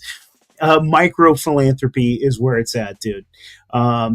This effective altruism is complete crap, dude. And I almost feel bad for some of these Zizians, as you're describing them, thinking that they were going to change the world, thinking they were going to do some good, and then going to work for Google and realizing, oh wait, Google's this multinational fucking corporation that is actually eating people alive and using people's data to enslave them, and they feel guilty about it, and they're like, actually, Google's evil. You're like, Google is evil. Like, these people were so like, I think that's why I feel for some of these Zizians, is because they were true believers. You know what I mean? They really believed what they were doing was good. Obviously, were they flawed? Were they a little special? Were they fucking taken advantage of? And it's kind of sad, dude. I kind of feel bad for these folks. I don't know. Yeah, no, I get it. They're definitely being exploited. Real quick too, I just want to mention the against malaria. That's even like a Canada. It's in Canada and Germany, and a part of GiveWell, and the owner is Rob Mather. And I mean, basically, they go and supposedly they're partners with the International Red Cross, and they go and put out nets to help people not get malaria. Daniel Arthur Blank, he was another one in here. Daniel Blank was born in Berkeley, California, and always excelled in school, earning straight A's. Nick, do you want me to pull up these pictures at all? Yeah, we should probably pull them up a while ago. They actually went with some of the things that we said in the dates. Yeah, yeah, might be able to catch up with them. Oh God, these poor folks, they're so ugly. Did I go too far now? Oh no, here we go. Before you get into Daniel Blank, one thing that should also be mentioned is that a lot of these people that were attending CFAR, and then some of the Zizian people, they were donating a lot of money to this against malaria, almost like, and they were donating it before this whole Zizian situation happened. So you almost wonder if there is somewhere that is pushing for these organizations to be donated to. And so like Nick said, if Sam Bankman-Fried is, pushing the malaria thing, and you're getting these tech people who are making a whole bunch of money because they're in the tech industry, that's where they get their money, and they're convincing these students or these young people to donate their money to these organizations. And 2 of them, at least from the Zizians, were donating money to against malaria. So just thought I'd insert that. Thank you. Yeah, David Blank was born in Berkeley, California, and always excelled in school, earning straight A's and praise from his teachers. His mother, Nadia Blank, told Open Vallejo. He competed on Science Bowl team throughout middle and high school and was fluent in 3 languages, she said. Blank, who became a vegan in college, graduated a semester early from the University of California, Berkeley, with a double major in bioengineering and computer science, according to a resume posted on his LinkedIn profile. And as an undergraduate, he conducted research for 2 Berkeley professors and interned at Oracle and Daphnia Labs. Blank's mother said he accepted a high-paying corporate offer in Oakland following graduation. Daniel Blank's parents told Open Vallejo in an interview Monday that they believe their son's involvement with the group may be a result of brainwashing. He is not a violent person, said his father, Alexander Blank. I don't think that Daniel actually did anything really wrong except maybe being with the wrong people. Public records show he's never listed Sacramento as a home address. Maryland court records show the home address he gave authorities after he was taken into custody Sunday is actually a private mailbox station on Rockingham Drive in Rancho Cordova. A representative for the firm told the Sacramento Bee on Thursday that Blank had rented a virtual mailbox for 3 months last year, never having stepped foot in the business. He did everything online, said the representative. Blank had rented the box to have mail received at a physical location and sent to him electronically. And I can't find exactly how, or I get a little confused, but in Maryland in 2022, supposedly faked his death, and I think that was just by him kind of like just disappearing. And then claimed. Go ahead. Sorry. So in June of 2023, Lesota is released from custody after posting for a $10,000 bail. He failed to return to court, and the judge then issued a bench warrant. Friedman said, which was the attorney, said that he hadn't heard from Lesota since 2022 and had no idea where he was. And Friedman had said, I represent vegans. We believe in nonviolence, kind of in this whole like mantra type deal. Both Blank and Zanko had not been charged in connection with the double homicide at this point, even though they had been, done all that in the situation in the hotel. So wanted to kind of get into Felix Ophelia Buchholz. So in July of 2023, Felix Buchholz, to kind of give you a little bit of background on her, she begins renting half a duplex in Chapel Hill, North Carolina. Buchholz, who is now dead, she was the one that had the work visa from Germany and went on to University of Waterloo. And one of the things with University of Waterloo, this university has a high amount of students who excel or who are considered geniuses in computer information systems to go to the University of Waterloo. And the University of Waterloo is where a large pool of students will be pulled from Peter Thiel to basically leave the university and go work for somewhere else, and they will give them large sums of money. And then a lot of students from the University of Waterloo are kind of known for contributing a lot of, technological advancements in software, AI, and stuff like that. So it's a big deal. University of Waterloo is a big university for that. Ophelia grew up in Germany, where he was a mathematics whiz kid, winning awards and accolades and scholarships, both in math and computer science at the national level. The university media release from 2019 said that Buchholz was a member of the school's team that competed at the William Lowell Putnam Mathematical Competition, annual contest for universities in Canada and the United States. And it's considered one of the most world's prestigious math contests. So we have this math whiz. They're German. They went to a high school in Germany. They win a national mathematical competition, and are champions. And then you go on to win more medals internationally, and they attend the high school that's considered the most prestigious in the world and wins a coding contest. So coding, like computer coding. So Buchholz's LinkedIn entry said that he studied pure mathematics, and online records show that he was involved in the university's computer science club as an executive member. Although fellow executive members of the club at the time said Buchholz was not well known there, others did know that he was there. And so one of the things that sticks out of Ophelia Felix is that they earned a scholarship for pure mathematics to the University of Waterloo, which I believe they say is kind of hard.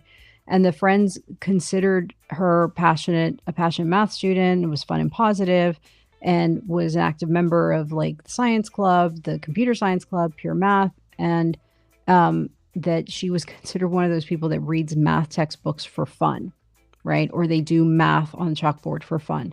So in 2018 Facebook post, she had donated $5,000 to the Malaria Foundation. So this is where, we see that malaria kind of coming in there. And then she goes on to graduate in 2019. So after this, she interns at an elite trading firm. And then after that, she graduates with honors. And then it's at this point when she graduates that she has then transitioned to female after college. So something happened after college that she then transitions. And according to the news outlets, Buchholz's now deleted LinkedIn profile says he worked in New York office of Tower Research Capital, the high-frequency trading firm. He joined Tower in October of 2021 following 2 years at Radex Trading. His current job at the time of the shooting on his profile was a quantitative trader at Tower Research Capital in New York City. Calls and emails from National Post to Tower asking for information about Buchholz and to confirm his position have gone unanswered. Well, but that's what was on there. It sounds shitty to say this, but and I kind of alluded to this earlier. It's like people that have too high IQs, that they're just too smart for their own good. There are folks that will sit there, because I have a few friends that are just like this. That they will sit there and pontificate on certain ideals and different ideas that aren't applicable in this world, that aren't realistic in our world that we're in right now. And at some point it kind of takes their entire lives. You know, they sit there and they spend time on questions that aren't ever going to be answered and couldn't be in the first place, because sometimes the questions are like, they're not real. You know what I mean? And these people, it's kind of sad. Like, I'm sure where Ophelia or Felix was a very bright person, and if they had been steered in the correct, direction, they could have really helped humanity. And they kind of got stuck in this like rationalist circle jerk of like mental gymnastics that doesn't do anything. Yeah.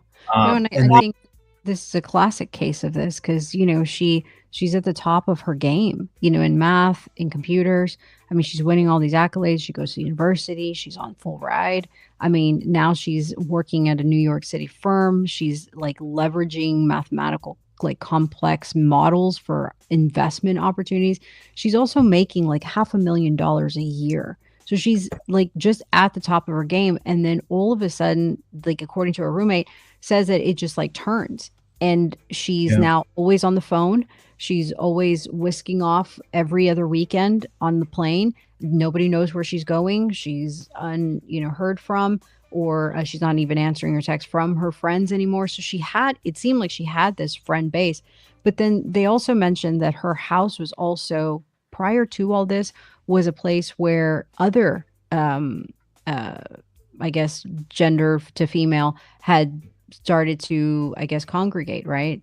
And so, and then I guess you have this, kind of breakaway, and she is now all into the whole Zizian thing. And I believe she was the actual benefactor, I think, in that if she's making that much money, this is where, people say, well, how did they move? How did they acquire all of this stuff? You're talking about coding people. They're probably, borderline hackers, if not full on hackers. But you have Ophelia, who's making a lot of money. And I mean, you don't have to wonder where most of the money was coming from. It was probably coming from her. She was probably the benefactor itself. And, she would espouse $500,000 a year is a lot. Yeah. Yeah. And they said that she wasn't ever living outside of her means either. So she had bank, like she wasn't spending it on really anything until she just ends up taking a flight out of Newark in November of 2023. And then she's never heard from again. She cuts off all contact with her friends and her family. And I mean, honestly, this is kind of sounding a lot like who's the guy that went and shot the insurance CEO? Do you know what I'm talking about? What's his also name? Also a handsome little homo. What's his name? I can't remember his name. But like this really sounds like it, because his last like 6 months to a year, like all of his friends saying like he just was on the phone all the time, just kind of disappeared, wouldn't answer any friends or family, just kind of self-isolated. Leonardo, is that what his name is? Something like that. Luigi. Luigi. Yeah. That's it's really sad. Sorry. Yeah, man. It's honestly really tragic listening to this stuff, because they did have, especially the last one that we were just talking about, they were set, man. They could have had the best life ever. Ophelia or Felix, they had everything going for them. You had the world by the balls, right? Yeah. Straight up. This is something, I'm not saying it came from that person, but I had even wondered too, like when you started hearing about like so a bunch of them got out of prison when their bail got dropped down to 10 grand. Like you motherfuckers couldn't afford rent. How'd you get out? So that was an interesting little side note that I had heard about that they had been living at that that old man's property. What was that, North Carolina? They had been living. Where was that? California. Oh, okay. Maybe anyways, I've had too much to drink. So they had been living on that old man's property, right? And that was like and they had been paying them. And during the COVID times is when they got the opportunity to quit paying their rent, and they just wanted to keep going with that. And that's kind of what caused that that kerfuffle. Kerfuffle. Yeah. That's funny. That's a good way of putting it. It's just a little kerfuffle. All right. Here we got Teresa Youngblood's. May 2024. Teresa Youngblood's parents report her missing in Seattle after she sends her mother emails saying she has moved in with a friend and changed her number. You know, I'm not pro tranny, but she does look cuter as a girl. Maximilian Snyder was not a cute guy. She looks cute with the pink hair, actually. There you go. Good job, Max. They almost look like they'd be the same person. Teresa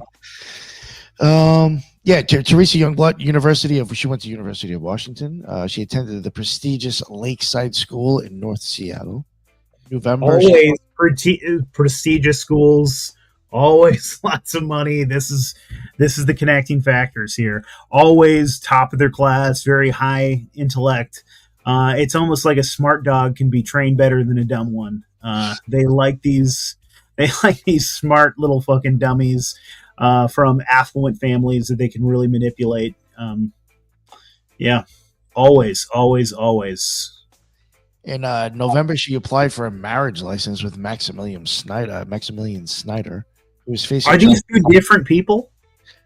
Yeah. Okay. I thought this was the same one. I thought Teresa was Maximilian in trans. I was like, man, Max looks cute over there on the right. It's like, man, he's doing it right. So Teresa is the ones in the center, the two center photographs, the one with the mask and then the one down here with the mask. I was like, man, that's a glow up. I was like, Maximilian be looking good, actually. I was like, he did the right thing with chopping off his wiener. And you know, have they transitioned, Nick? Have you read anywhere that they've transitioned? I have not. I don't know, actually. I couldn't tell you, honestly. All right, yeah. Sorry, guys. I got us off track. And Maximilian Snyder, who is facing charges of fatally stabbing a man in Northern California. Notably, Snyder is also an alumni of Lakeside School. November 2024, Youngblood and Maximilian Snyder applied for a marriage license in Washington State. Also this month, Youngblood begins renting a condo near Buckholtz in North Carolina. And again, Maximilian Snyder, just to mention a little bit about his background, he was an alumni of Lakeside School. Snyder went on to study philosophy and computer science at the University of Oxford in the UK, according to his LinkedIn page. He was in Stanford at 2019. And more recently, he lived in a condo in Kirkland, northeast of Seattle, that is owned by his mother. Both Youngblood and Buckholt were renting separate units in the same Chapel Hill, North Carolina neighborhood. The owner of the properties, who requested anonymity due to safety concern, noted that Buckholt had been renting one unit via Airbnb since July of 2023 before moving to a second unit later that year.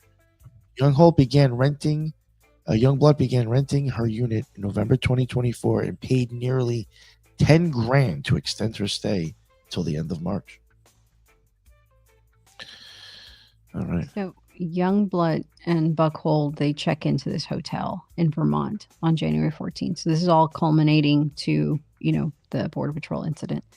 And so investigators put the pair under surveillance after a hotel worker reports concerns about their all-black tactical clothing and the gun Youngblood was carrying. And I believe that she was carrying it on the outside of herself. And Vermont, I believe, does not have open carry laws. So in January 2025, hotel employee basically calls, reports them to law enforcement. And this is like the Newport City Inn Suites. So so you have Buckholt, who's a German national, and then Teresa Youngblood, right? So Buckholt had been missing for a year. Remember, she takes a plane, she takes off, cuts off contact. So she's been missing for a year. And New York friends have basically stopped trying to contact her. So on January 17th, Lynn, the landlord, so going back to California, On January 17th, Lynn, the landlord in California, is killed. Okay. Snyder is charged with murder, and prosecutors allege that he was trying to prevent Lynn from testifying against them because, remember, they had attacked him. So Lynn's death occurs 3 days prior to the Border Patrol shootout. And so then we have January 20th. U.S. Border Patrol officers pull Youngblood and Buckhold over on the Interstate 91 in Coventry, Vermont. Agent David Malland and Buckhold are killed in a shootout, and Youngblood, who is wounded, is then charged with a firearms charge. So it's not until January 20th of this year when I guess she makes news and that she is shot dead in a gun battle with the Border Patrol agents. And so what basically they say happened is that the agents pulled over Buckhold's car, and it was like during a routine traffic stop. But then there's other media outlets, Nick, correct me if I'm wrong, how they say it was a routine traffic stop, but then it might have been some sort of immigration check of sorts or whatever. And that Youngblood is in the back and pulls a gun and opens fire on these agents. The agents fire back. Buckhold pulls out another fire. That cute little girl with the pink hair was the one that busted out the gat. Yeah, they said that like it was not robotic, because we're going back to AI, but it was almost like zero fucks and like knew what it was doing and like just got out and just pulled out and started blasting. So some MK Ultra mind control. That's what it sounds like to me. Yeah. Because if you're thinking about these kids and they're constantly, in computers, you don't perceive them as going to the shooting range and practicing. You don't consider them to be doing that. I wouldn't, me personally. But the fact that some of the FBI affidavit testimony says, like Nick had said, that it was almost, they knew exactly what they were doing, had all kinds of confidence in doing what they were doing. So Buckhold and Teresa Youngblood had been under surveillance for several days prior because of how they were dressed. To me, why are you dressed like that? Why are you putting your gun out? Are you trying to, lure attention? Because I would think the whole premise is to get away, to evade detection, right? So you can continue doing what you're doing. But for some reason, you show up and cosplay this whole thing.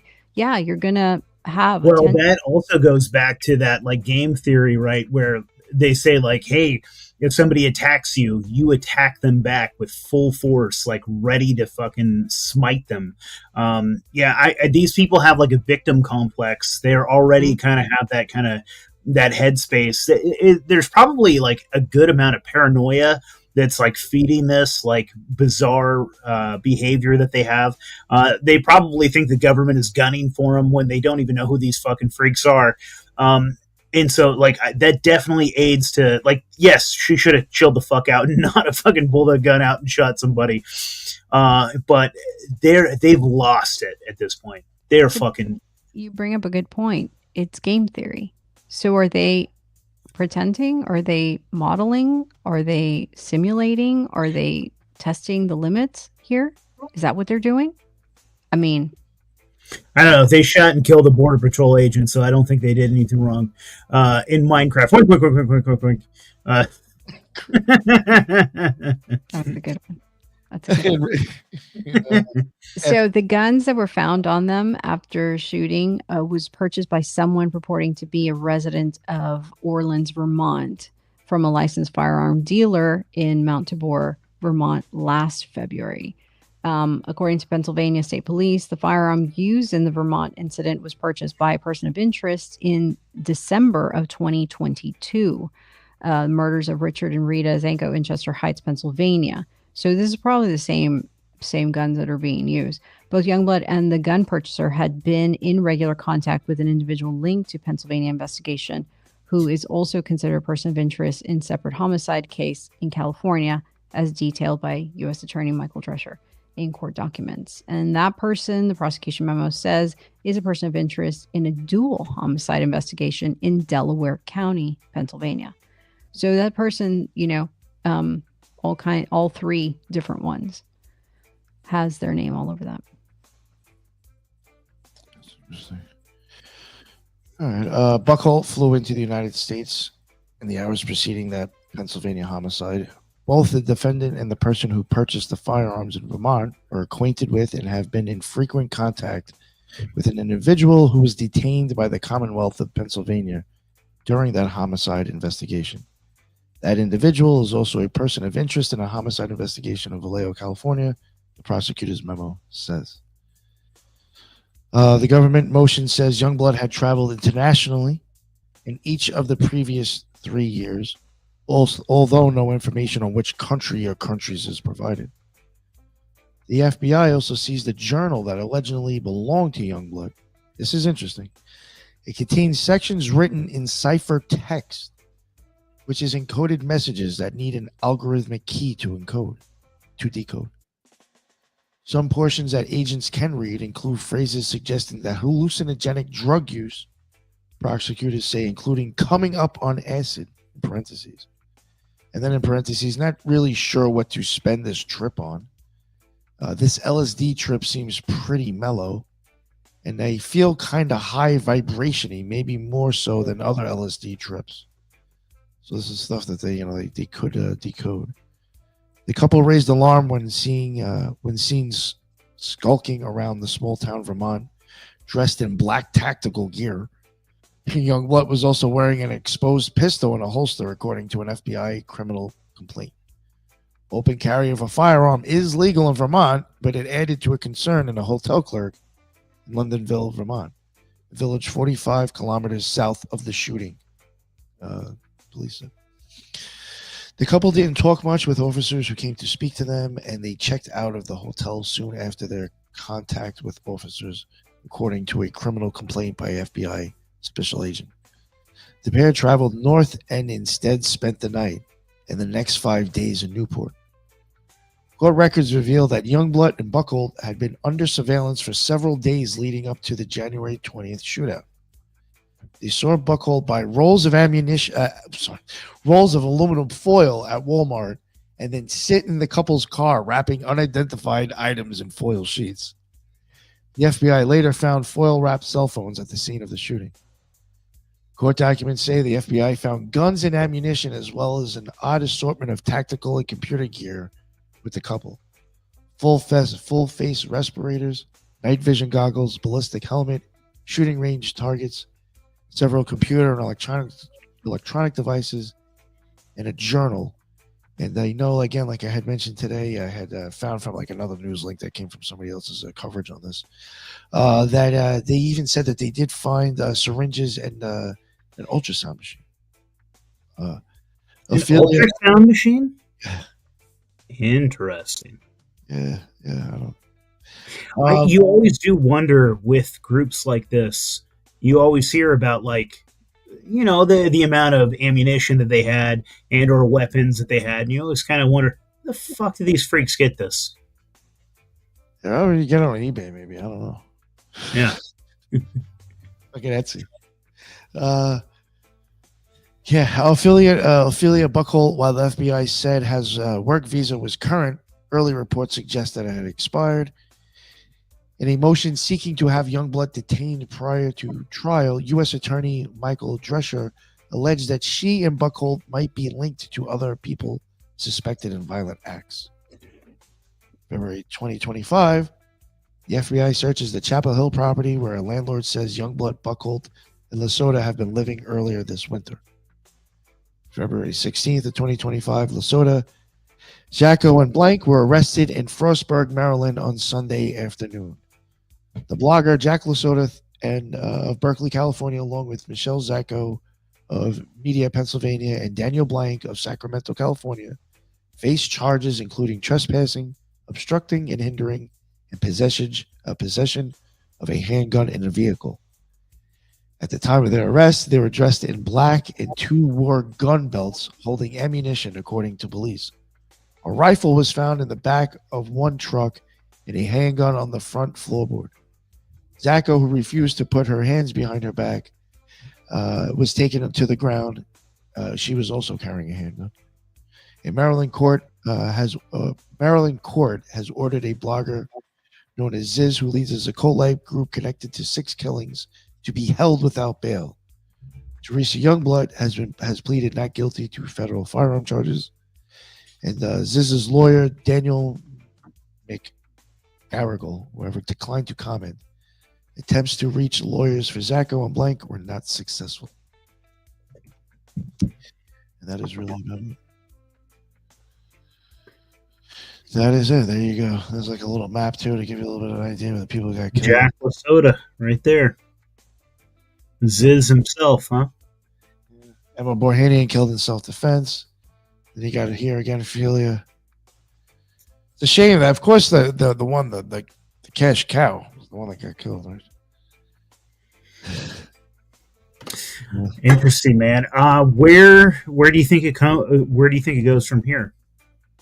I like to think about the overall idea too. I mean, because like I said before, like they may have knocked down this, but I think we're going to see more folks. Yeah, I think Nick? one thing that I found interesting with this case, I mean, fucking, even just weird connections with like NASA and some of the stuff that they're into. But the last 2 years, I mean, listen, I'm not like, it is what it is. There has been a lot of people of this identity that have been doing some weird crimes or shooting. You're 100% right, dude. Like back in the day, there was like a meme where there was a meme where they'd be like, "Hey, there was a mass shooting," and then there'd be a picture of Betty White, and you're like, "Betty's white." Right, that's like the joke, because there was always some little incel little white kid that was shooting people, doing the mass shootings, whatever it was.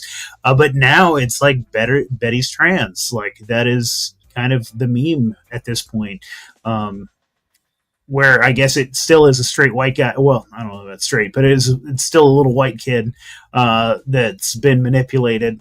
Yeah, there's a lot of sometimes it's ladies too.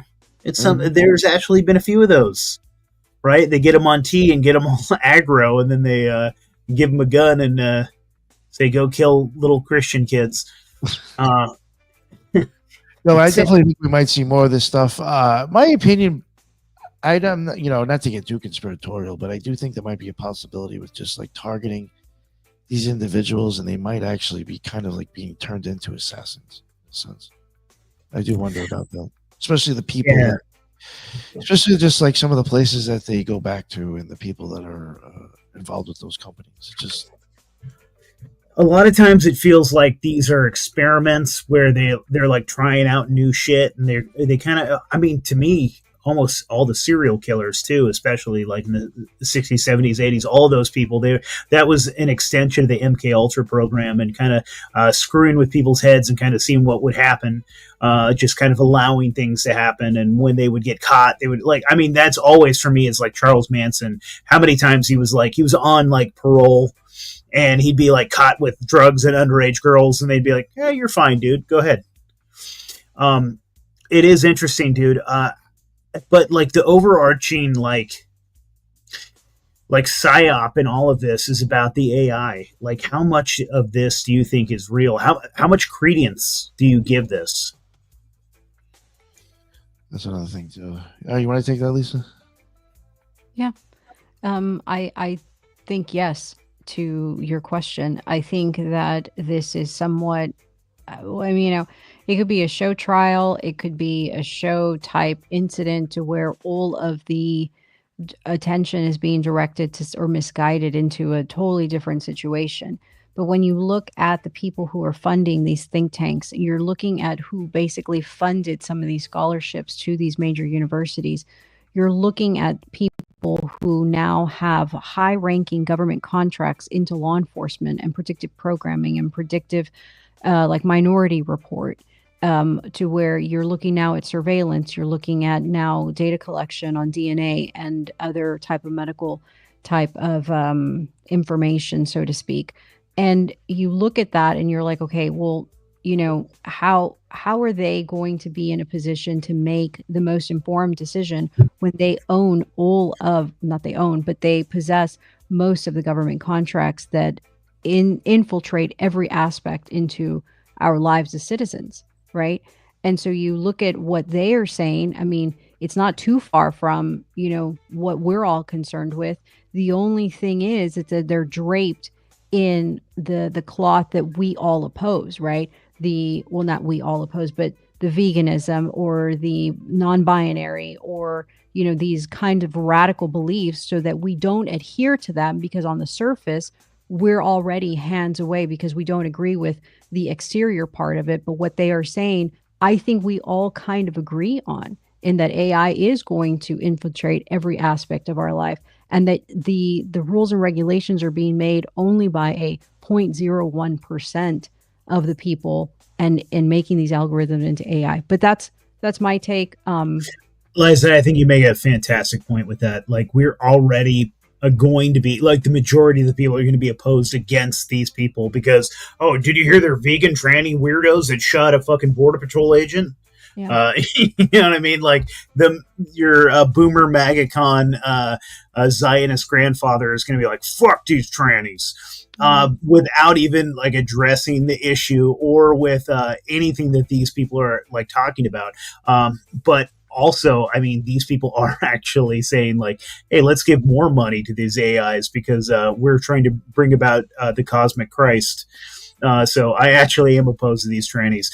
But it is interesting. And I have no fucking idea, dude. It's kind of bizarre. And as far as it goes with them actually bringing about some sort of entity, I think that like the Christian metaphysical person, mystic Christian in me, thinks that it's entirely possible and maybe inevitable.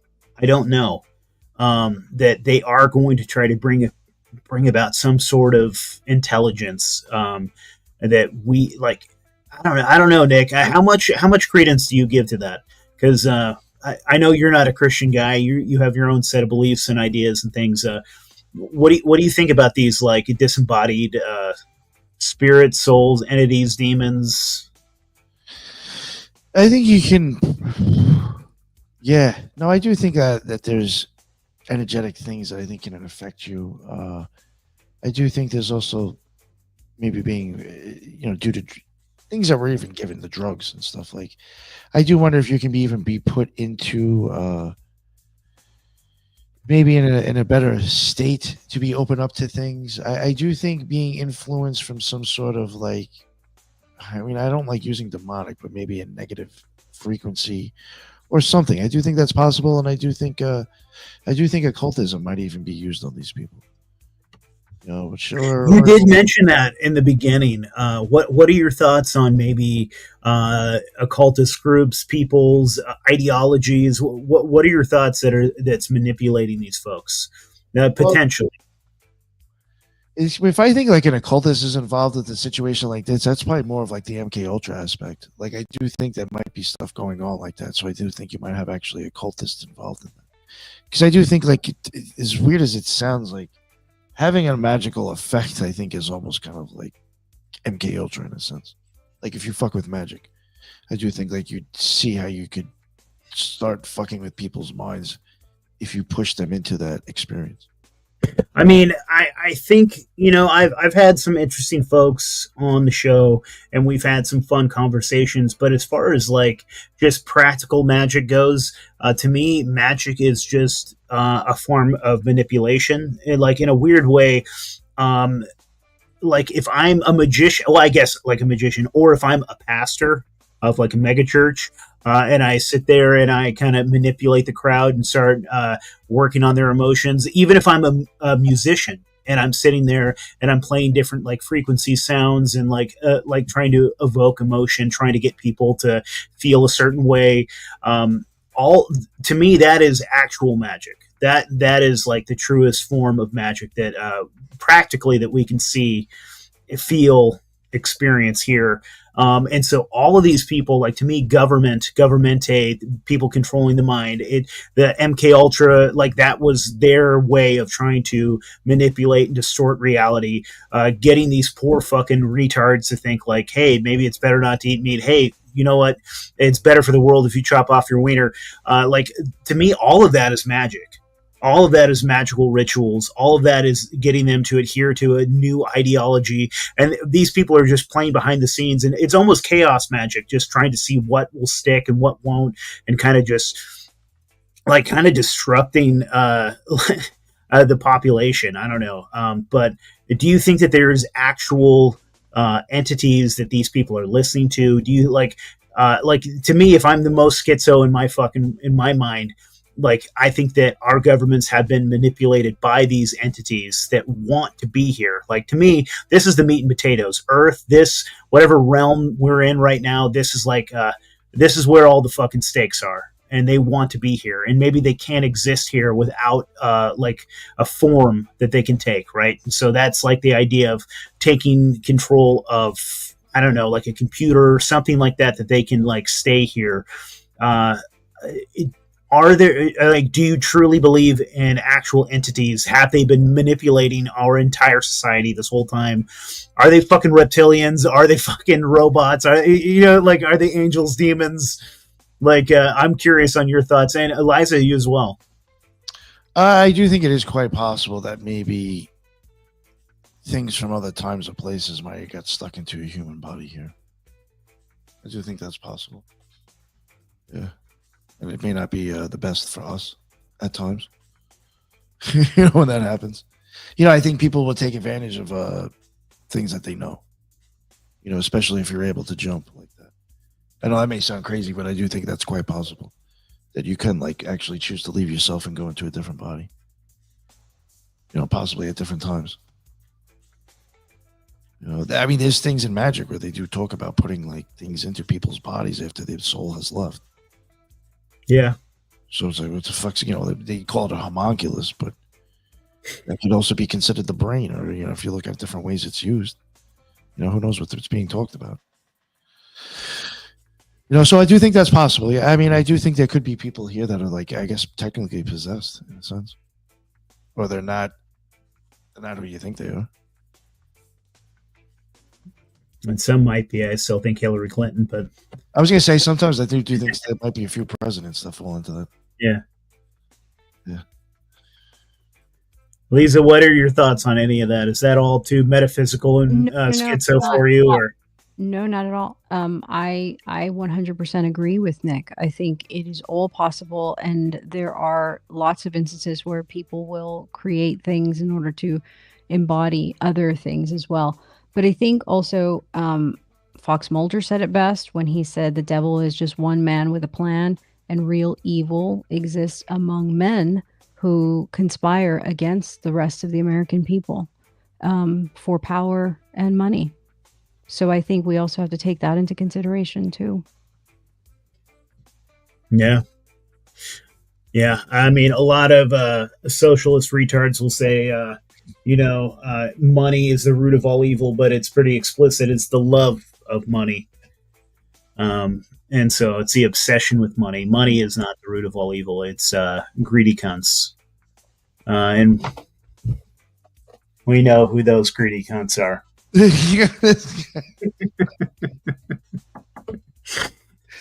Yeah, you're good, dude. You're funny. This has been a blast, man. Is there anything we missed? Believe it or not, there is other stuff to go into. It's just too much. There's other people's names that we've come across now that are associated with them that I would like to look at, but so much. That, believe it or not, took weeks and weeks. So I believe it, dude. 100%. Yeah, no, you guys did a great job. That was great, man. These folks are. I still look at them with sympathy. I think these people were manipulated and just kind of.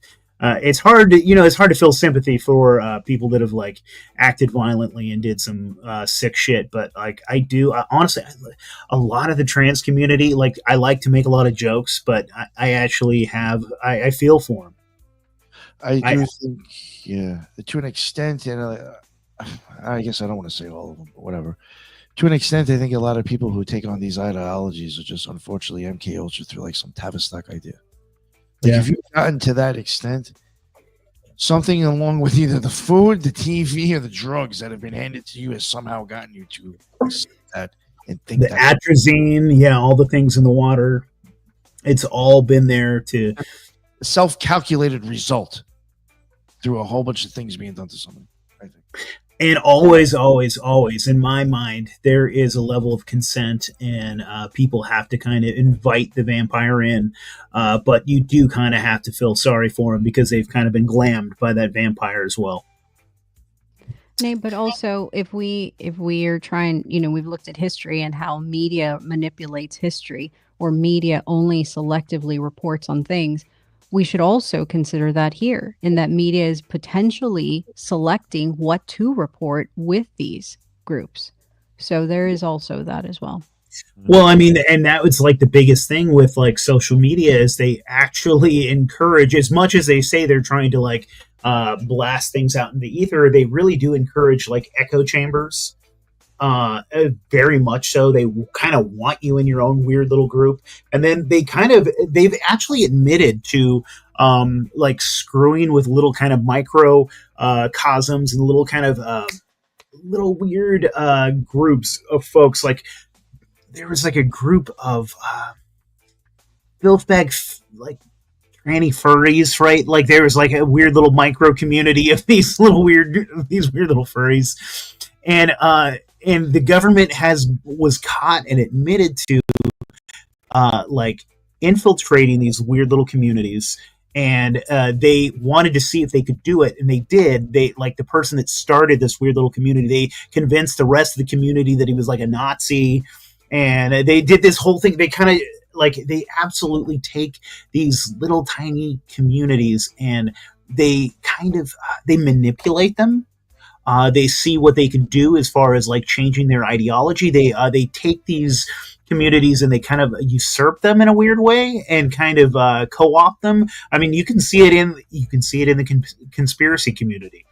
How many people are grifter weirdos that are, getting people to do all this bizarre shit? Like you can see it left and right, like in our own communities right now. Who attacks conspiracy theorists harder than a conspiracy theorist? You know what I mean? Like the only thing worse, actually, I think could be like you may not know this because you're probably not into it too much, but like if you're into like the YouTube true crime community, those motherfuckers off the hook. If they came over into the conspiracy community, they'd be like, "Oh my god, what the fuck is wrong with?" Like they think like I might be mouthy on my opinion. These motherfuckers will shit all over anybody. They don't give a flying fuck who you are or how popular you are. Yeah, they are weaponized white women Wild, right there. Wild West. Says YouTube right there, Wild Wild West out there. If you follow them motherfuckers, the true crime, yeah, those are all white women and they're all angry and they all have an opinion and they want you to know it. The ones in the chat for sure. You're totally right. Yeah, those are angry Karens. You totally. This has been a lot of fun, guys. Let's do some plugs. Yeah. The Occult Rejects, available on BitChute, Rumble, YouTube, and all major podcasts. Thank you very much. What's your website, Nick? Oh, let Lisa plug that. She likes plugging. Okay. occultresearchinstitute.org and everything Nick said. Okay. Heck yeah. I love it. This was a lot of fun, guys. You guys are the best. You guys are always welcome here. We always have some fun when we talk. Nick, I think you're coming on. We should schedule it. You're going to do some like crazy yeah. rituals. We're going to go over the rituals and stuff. Yes. Oh yeah, dude. Yeah, totally. Let's fucking do it. Totally, yes. Let's bring about that AI that they're talking about. Accidentally, we're going to open the fucking no sex magic, no homo, no Aleister Crowley, but we're going to open the gate and close it. Yeah. Yeah, we'll have our clothes on. Yeah. Hell yeah, dude. All right. You guys are great. Thank you guys so much. Yes. Everybody in the chat, we appreciate you guys. We love you guys. Yeah. This has been a lot of fun. And let's do it again, Nick. Yes. Thank Eliza, you're amazing. You're one of my favorites. So you're always welcome back as well. Thank you. All right. Cheers, guys. Cheers. If I can find the outro. Here we go. It's here. I've got a horrific outro. I could play that one, but let's not. This is on here. Here we go. All right. Bye, guys. Reality stars, where reality stars. You know who we are.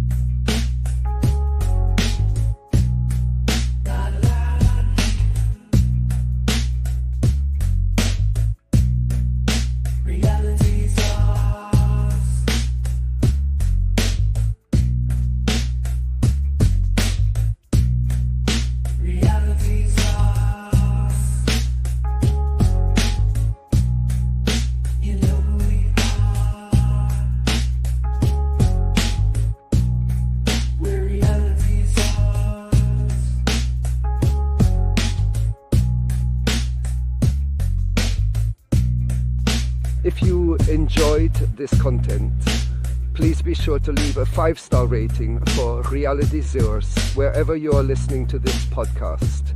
If you like the music and visuals, visit paranoidamerican.com for more.